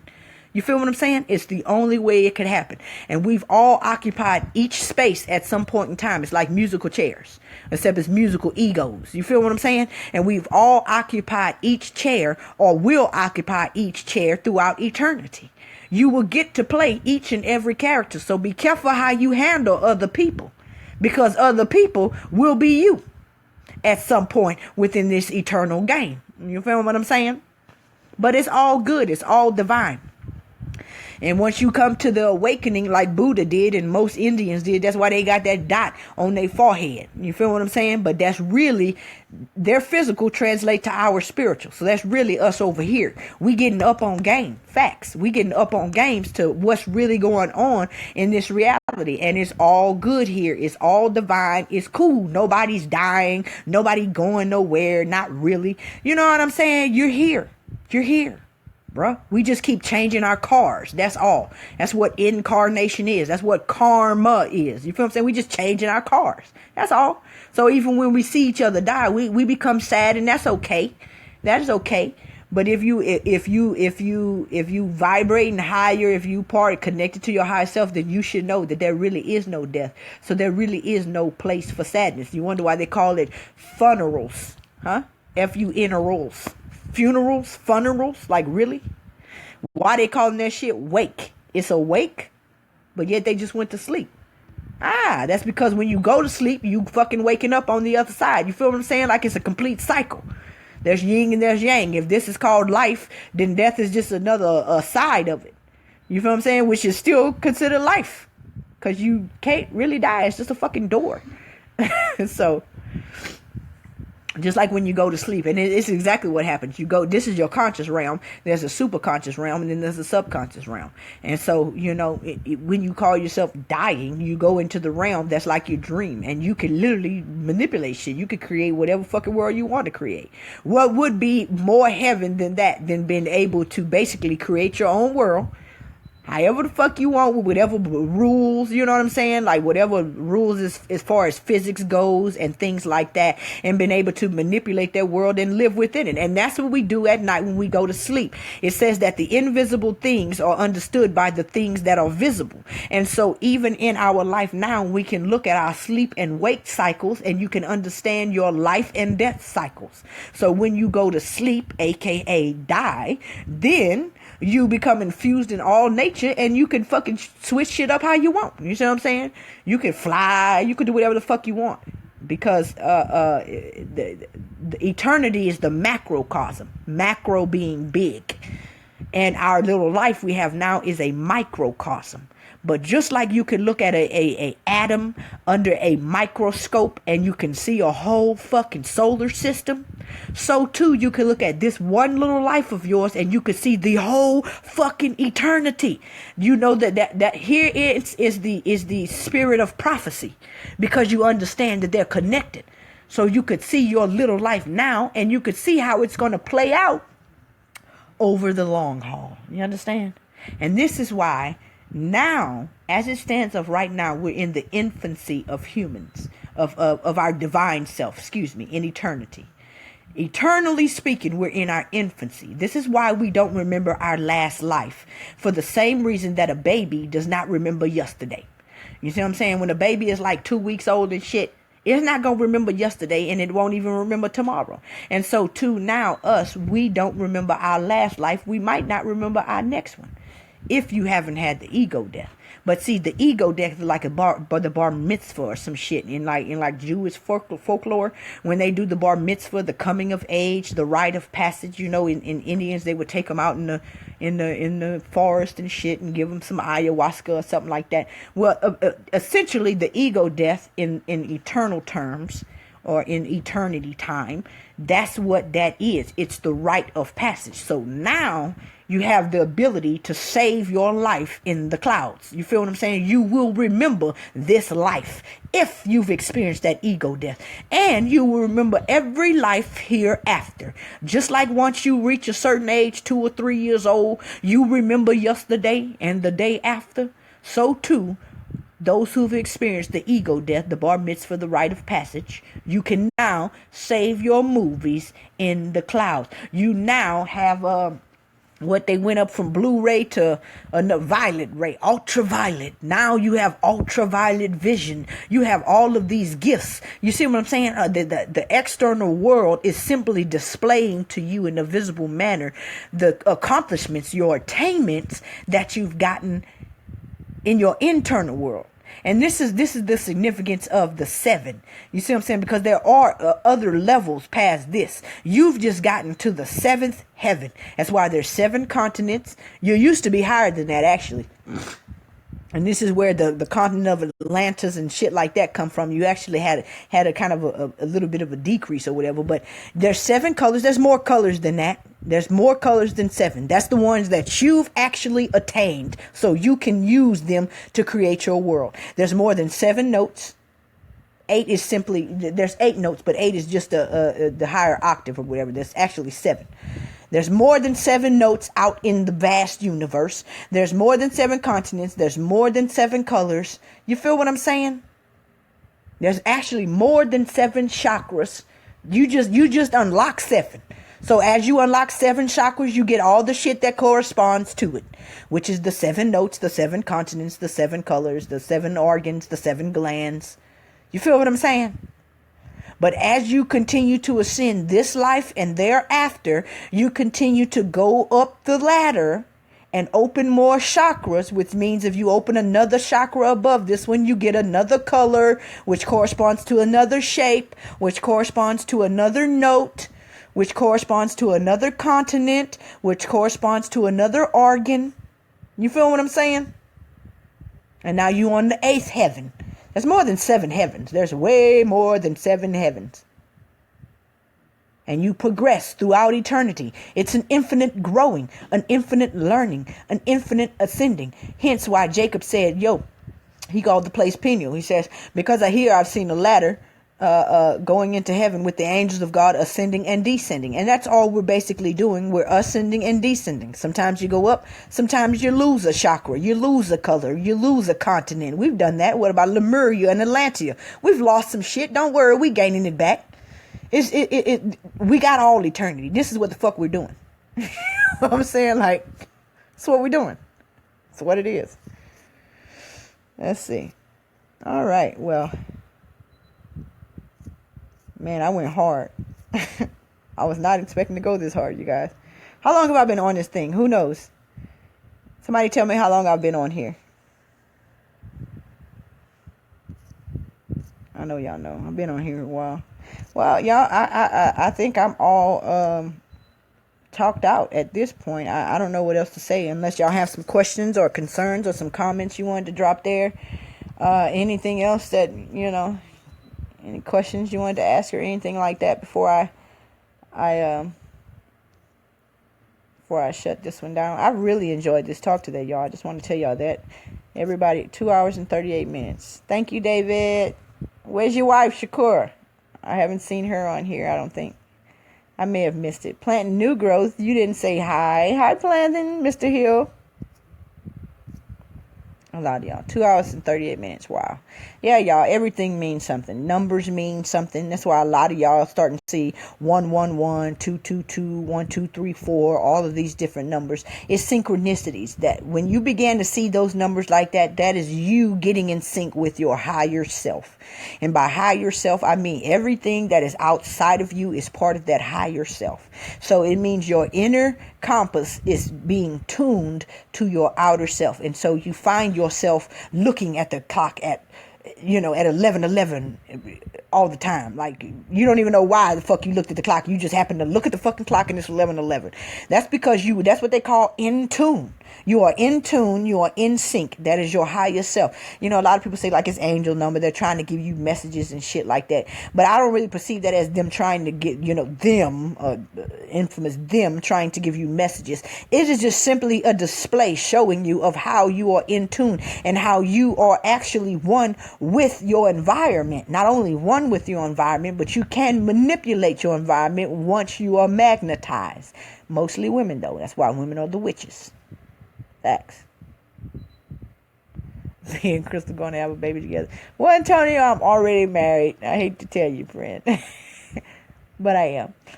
Happily married. 14 years now. Matter of fact, been with my husband since I was 19 years old. We have 4 beautiful babies together. And it is a struggle. Don't get it twisted. But, internally, we need the positive and the negative to make the light. And if you want to shake some shit in the external world, you better find your counterpart. You feel what I'm saying? To make some light. Facts. You need both. What is 15? Angel, that I don't see 15 very often. Matter of fact, now that you mention it, I'm looking at that motherfucker like it's Greek or something. I'm like 15, like nothing is popping up right now. That shit is crazy. And that's very rare for me, for nothing to just pop up. I got all kinds of shit in my file cabinets back there. You know what I'm saying? 15, I'm actually not picking anything up right now, but we got some pretty intuitive people on the tuning in right now and vibing with us right now. So anybody out there, if y'all know any significance of the number 15, go ahead and drop that. I know it's 10 and 5. I know a lot of y'all be doing that gematria or whatever the name of that is. The study of the numbers. We got a lot of astrologists on right now. I know y'all know if your Venus is here and your Mars is here, what that mean. Come on, my number people. I know I'm a symbolic person, me. But again, like I say, everything ain't for everybody. See, like me, I don't really fuck with astrology. Not that astrology is not helpful. I'm not saying that at all. Astrology is very, very helpful. However, some people read the stars and the sun. Some people read people. Some people read the birds. Some people read the movies. You feel what I'm saying? Because in actuality, it's technically all part of nature. There's nothing really outside of nature. You know what I'm saying? Nature or God there is no other substance here. So even the human constructs like movies and cities and shit like that, human houses are just as much a part of nature as a fucking bird's nest that's made out of wood. You see what I'm saying? It's still part of nature because nature is within you. And so it's I know people don't want to hear that shit or whatever, but it's facts. If what the bird creates out of wood is his house and that's natural, then how the fuck what we create out of wood, that's our house, is not natural and we nature? Anything that nature creates is natural. You feel what I'm saying? Now, when you start adding in all these chemicals and shit, just because it's natural don't mean it's good for you. You feel what I'm saying? Everything ain't for everybody. Like the scriptures say, everything is lawful, but not everything is expedient. You got to know according to your nature. Everybody got their own individual nature, and we share the higher nature, the higher self. You see what I'm saying? But we all got our own separate personal selves, the ego. So we all got our own personal natures. You got to eat what's according to your nature. You got to build according to your nature. You got to learn according to your nature. You got to grow according to your nature. You feel what I'm saying? So everything isn't for everybody. You got to know thyself. That's what they mean by know thyself. You got to know your nature in order to know what you should be eating, what you should be drinking, where you should be living. If you don't know yourself and you going to live over here because he living over here, you feel what I'm saying? This he might be let me see, what's some shit? I don't know. He might be a snail and could live out in the sun, and you a worm and shit, and you go out try to live out in the sun like him, and you end up dried on the fucking pavement. You feel what I'm saying? Y'all ever seen them worms dried up on the pavement after it rained? Yeah, that's what I'm talking about. And the sun, you know what I mean? It's according to your nature. Everything ain't for everybody. Some plants, even plants are like this. Some plants thrive being directly in the sunlight. Some of them, you put them directly in the sun and they'll fucking die. They need to be in the shade to actually grow properly. You feel what I'm saying? So you following him or her out into the motherfucking sun and you're gonna fuck around and die. Or you following him and her into the darkness and you're gonna fuck around and die. You see what I'm saying? It's not what's good and what's bad. It's what's life and what's death. But you got to understand your own nature first to determine what's life and what's death. You need to determine it in others as well. Before you run around trying to give people this spiritual meat, you need to understand, are they babies or are they grown-ups? Just because they walking around in grown-up bodies don't mean that they spirit ain't a baby. And you giving them a spiritual meat and they fuck around and die on what you trying to give them. You need to discern that shit. You see what I'm saying? It's not about what's good. Oh, this good information. Yeah, but you're fucking what you're trying to get at to a baby. That's meat information you trying to give to a baby. So while you saying this good information, this baby over here motherfucking choking and don't nobody know the Heimlich around this bitch. You know what I'm saying? You got to know thyself, man. Know thyself. And before you start prescribing shit for other people, you need to know them as well. But if you don't know thyself, you're not going to know them. The only way you're going to know them is by knowing thyself first. You understand? You ain't got that down. You don't know nobody else. So just, you do good to stay by your motherfucking self. That's what you do.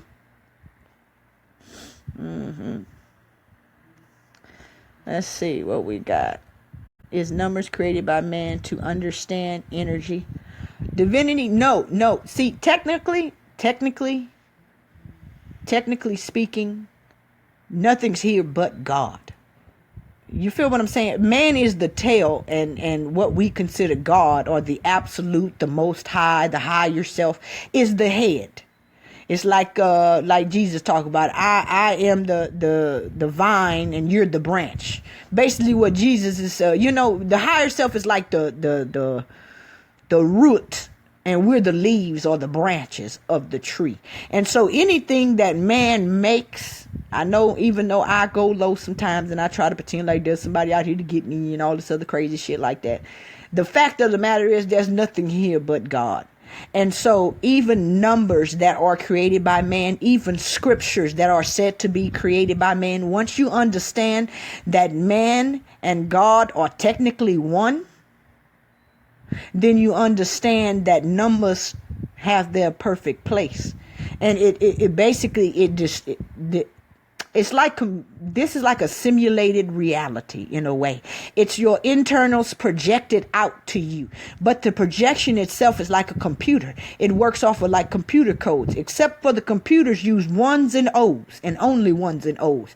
In this nature, which is a matrix of its own, we have a human matrix. And then we have nature matrix. There's actually 3 of them, just like in the movie Matrix. There's Zion, Machine City, and then what we normally call the Matrix. But anyway, this nature matrix, instead of being made of ones and zeros, is made of 0, 1, 2, 3, 4, 5, 6, 7, 8, 9. So if you can learn what the numbers mean, then you can begin to break down the numbers in people's names and ages, and you can dig into some of the secrets of who they are as a persona, the ego itself. You feel what I'm saying? The same way astrology works. If you can find out what time a person was born, on what day, in what month, and you understand what the months and dates mean, then you can learn a whole hell of a lot about the person. And it's the same thing with numbers. It's the same thing with letters. Just like the Hebrew alphabet, you collapse that bitch on top of itself, it makes a pentagram. The English alphabet, you collapse it on itself, it makes a square. You feel what I'm saying? Things like this. It's all the same. The numbers corresponds with the shapes that corresponds with the sounds, even with colors. If you learn colors and you see, a person, you look at a person and you see they're wearing purple today and you understand what purple means, then you can understand the mood they're in, the mood that their spirit is in. You feel what I'm saying? Shapes, colors, sizes, all this shit corresponds. Okay. Carolyn says, break it down. 1 plus 5 equals 6. Yes, another way, Miss Carolyn. You can even break the numbers down to their lowest denominator, to 1, 2, 3. I know 5 is the number of grace. I know that 8 is the number of new beginning. So anytime you see 8, it's a new beginning of something. Kind of like on the musical scale, there's 7 notes, and the 8th one is just number 1 on a higher octave. You know what I'm saying? 1, 2, 3, 4, 5, 6, 7. 8 is just number 1 on a higher octave. And it's, so 8 is new beginnings. Let me see. 12 is government. 4 is like is stability and earth, stuff like that. Different stuff like that. So you just have to, it just depends on what area you're in. I personally like symbolism. I don't do astrology. I don't do number too much. I know a little bit about all of them, but my strong point is overall symbology, is the overall connection of them all, and how they correspond to each other, basically. Divinity Omni Onset says, man created by man to understand the universe. Well, man was created by God. God limited himself and made the lower self so that he can experience, or she. I say he for the sake of convenience, because that's what I'm used to saying. But God limited herself into a lower self, meaning the God who is all-knowing from all eternity, that knows everything, sees everything, limited that knowledge, limited that understanding, in order so that he or she could experience itself. Like I said earlier, how can you judge that which you cannot see? So the mind, in order to know itself, in order to know thyself, the mind cannot, it's just like you can't taste your tongue. You feel what I'm saying? A tongue cannot taste itself. A hand cannot feel itself. An eye cannot see itself, but only one way. So the mind could not know itself for the same reason the eye could not see itself, but it needed something. It figured out a way.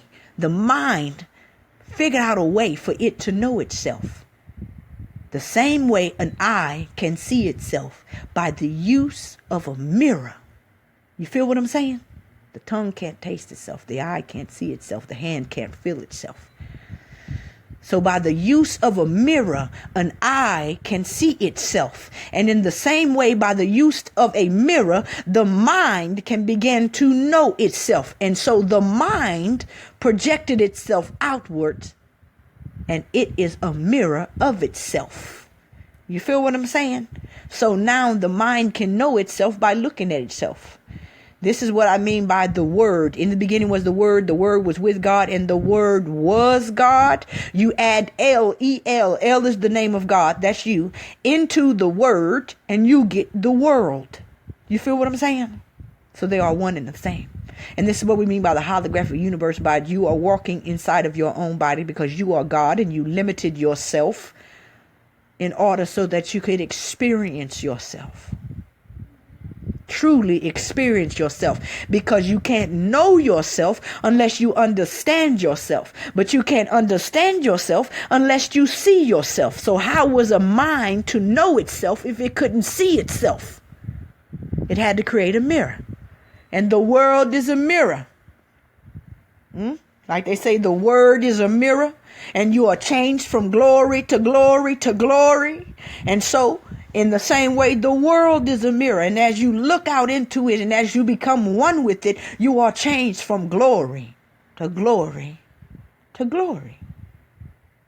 X. So man is God, and God is man. One's the head and one's the tail. How is number spiritual when it's physical?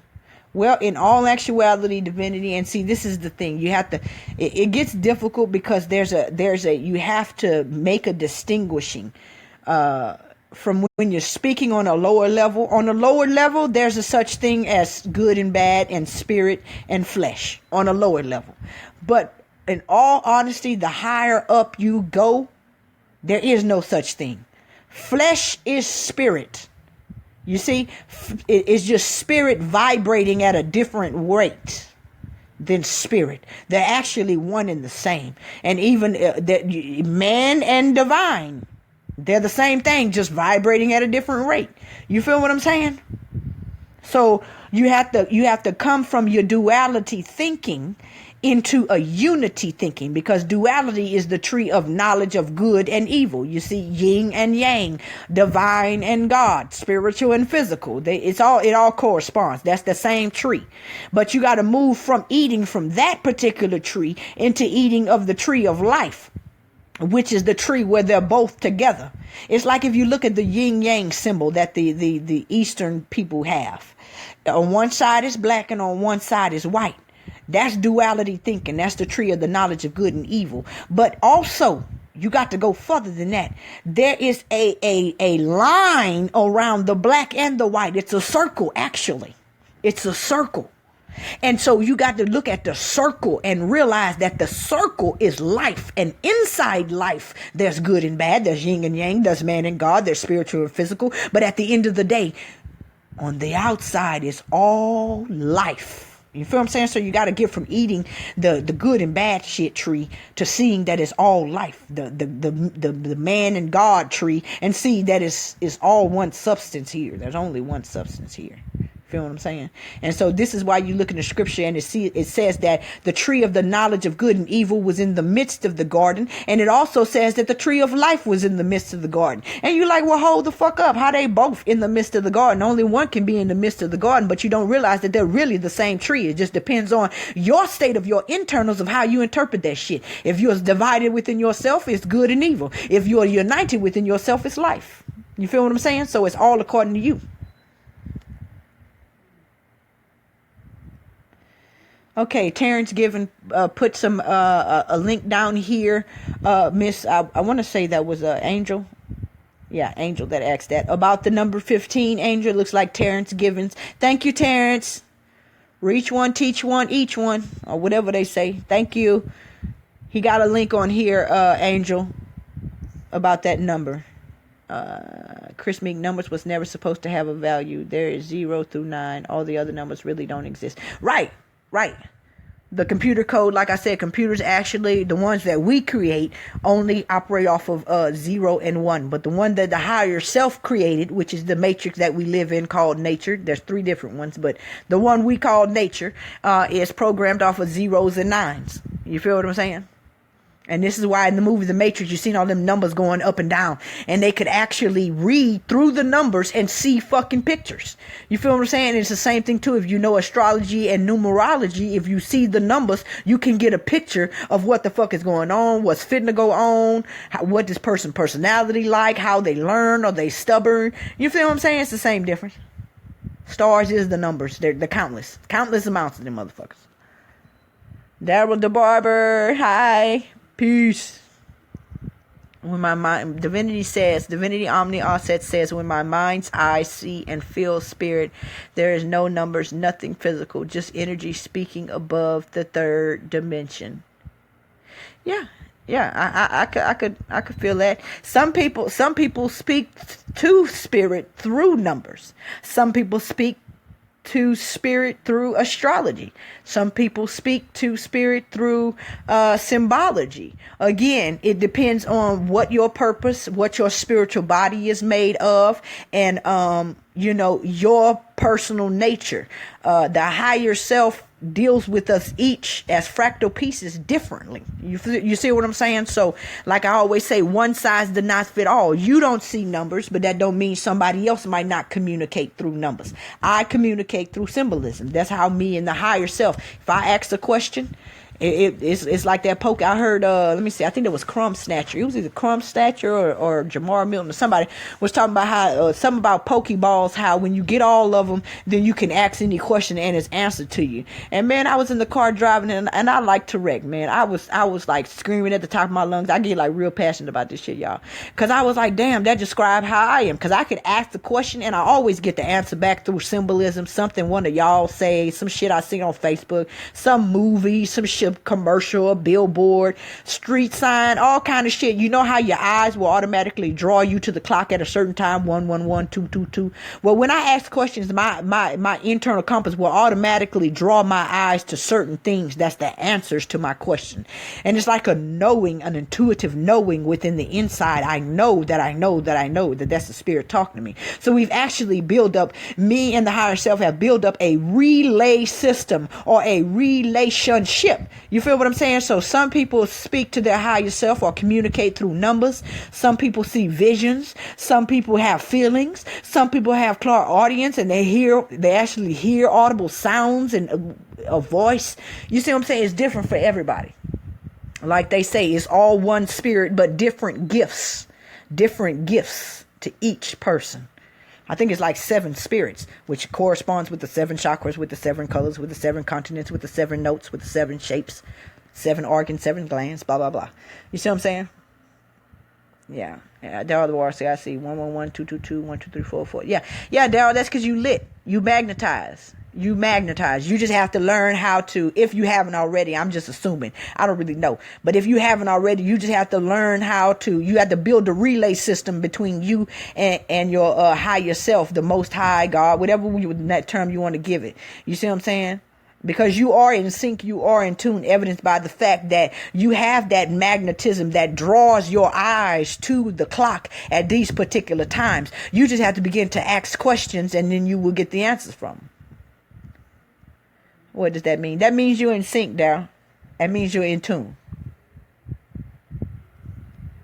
Divinity Omniance says this third dimensional need physical. I see spirit outside this dimension, so it's hard to understand God as carnal. God's not carnal. God's not carnal at all, in the sense that you're speaking. And that's why I say it's so hard. You know, you have to make a distinction. You there on one plane. Let me put it this way: on one plane, something's untrue. If you go higher up, it becomes true. On one plane, something is separated. You go higher up, it's together. It's like, okay, look at your hand. You have a hand with 5 fingers, right? If you put your hand out in front of you, if you look at it too far up, it looks like your pinky finger is separate from your middle finger, right? But what I'm saying, if you dig deep enough, if you go down deep enough, you will realize they're all connected by the use of the palm. And this is why they put palms out whenever Jesus was coming through. You see what I'm saying? It's called Palm Sunday, because the palm is the shit that connects all 5 of your fingers. So though from one level it looks separated, if you just go a little bit deeper, then you will realize there is no separation. Separation is an illusion. And that's what I'm saying about flesh and spirit, God and man and things like that. Yes, they are separated, just like your fingers are separated. So on one level, that is correct. But you have to understand that if you go a little bit deeper on a whole nother level, that shit is not correct. They are still connected, though separated. And this is why I mean it's called, that's why it's finding a balance here. Because we are contradictions. You understand? We are walking contradictions. We are God and we are man. We are good and we are bad. We are in and we are out. You see what I'm saying? I'm in myself, but out myself. I'm above myself, but under myself. You see? I'm God and I'm man. I'm good and I'm bad. I'm up and I'm down. I'm happy and I'm sad, all at the same motherfucking time. And so too on your hand, your fingers are separate, but yet connected. Huh? But you got to, see, this is what they mean by plug in or tune in. Tune in. You got to go a little bit deeper to see that. Because if you just look at it, if you at a certain level, you can only see that you see all the 5 separate fingers. It's only until you plug in, tune in, go a little bit deeper that you see that there's a palm there. There's something here that's connecting all of them, even though they each have a separate purpose. The thumb can't do what the pinky do, and the pinky can't do what the thumb do, but they're all connected by something. And we call that something the higher self. Facts. 360 balance. Facts. That's why we got to find balance in our life. Straight balance. You have to learn, and that's what it's all about. Walking, learning how to walk. You got a left leg and a right leg. You see what I'm saying? You could say the left leg represents being man, the right leg represents being God. Left leg represents being bad, the right leg represents being good. You got to learn how to balance on both of them. You see what I'm saying? That's the only way you're gonna get somewhere. Facts. You have to learn how to balance on both of them. And so we fall a lot in this balancing act, in this learning how to walk, spiritually walk, speaking, of course. You see what I'm saying? It's all about balance. You have to learn how to be both in your mind, because they are contradictions in a sort on one level, but not if you go deeper. Terrence says, I learn and communicate from nature, and I just know. That's intuitive. That's that internal compass. And that's how we all should be. That's how the animals are. They don't have the illusion of separation. They know where they come from. They know what they're connected to. And when that internal compass say go south, then that's what the fuck they do. When that internal compass say, hey, you go east west, something going down over here, it's fucking tsunami or something. What do? They don't ask questions. They don't read the Bible and try to check with pastor and call their psychic and shit like that. No, they get their shit and they get to moving. And that's how we are all supposed to be. We shouldn't need no book to tell us how to lead.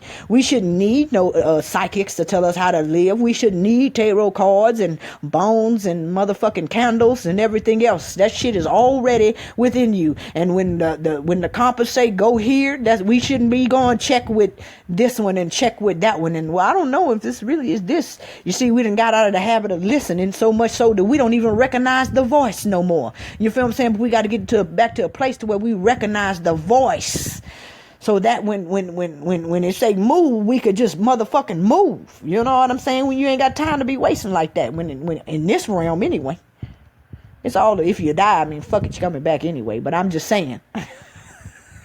For the sake of the game.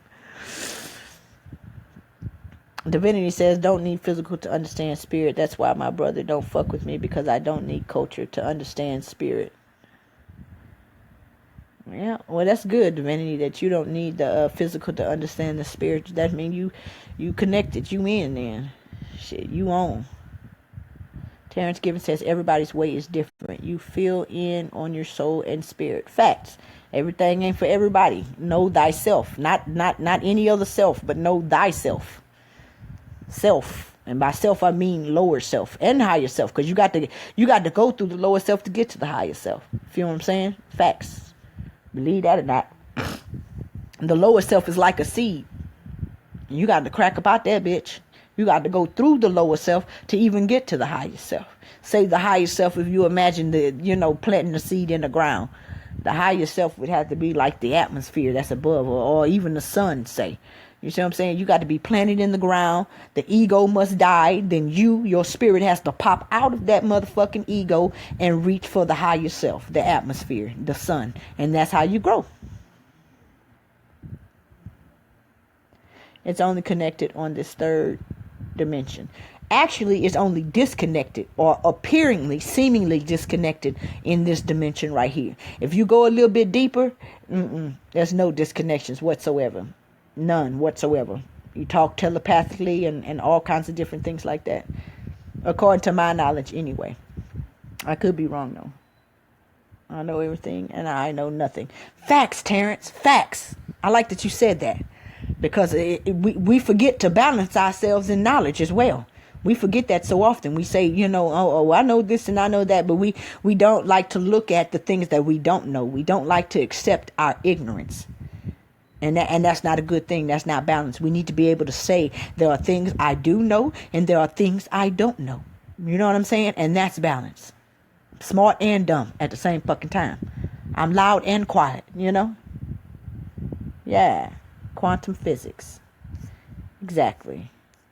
We have to learn to balance. We have to.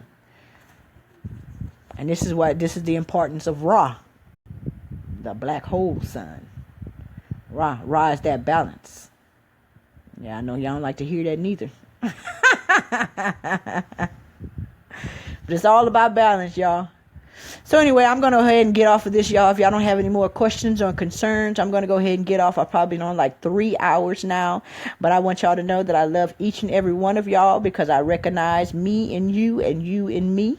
I know that when you move, I move. And when I move, you move. So I implore you to continue to elevate yourself, educate yourself, rise up and wise up, and know thyself. And not only know thyself, but love thyself. And as this audio started out, began to discern the spirits in your life. Look past the behaviors and learn the intentions. But check your intentions first before you check anybody else's. Thank you all for listening in, and I hope y'all have a wonderful good night. Until next time, peace, love, and lights, God and goddesses.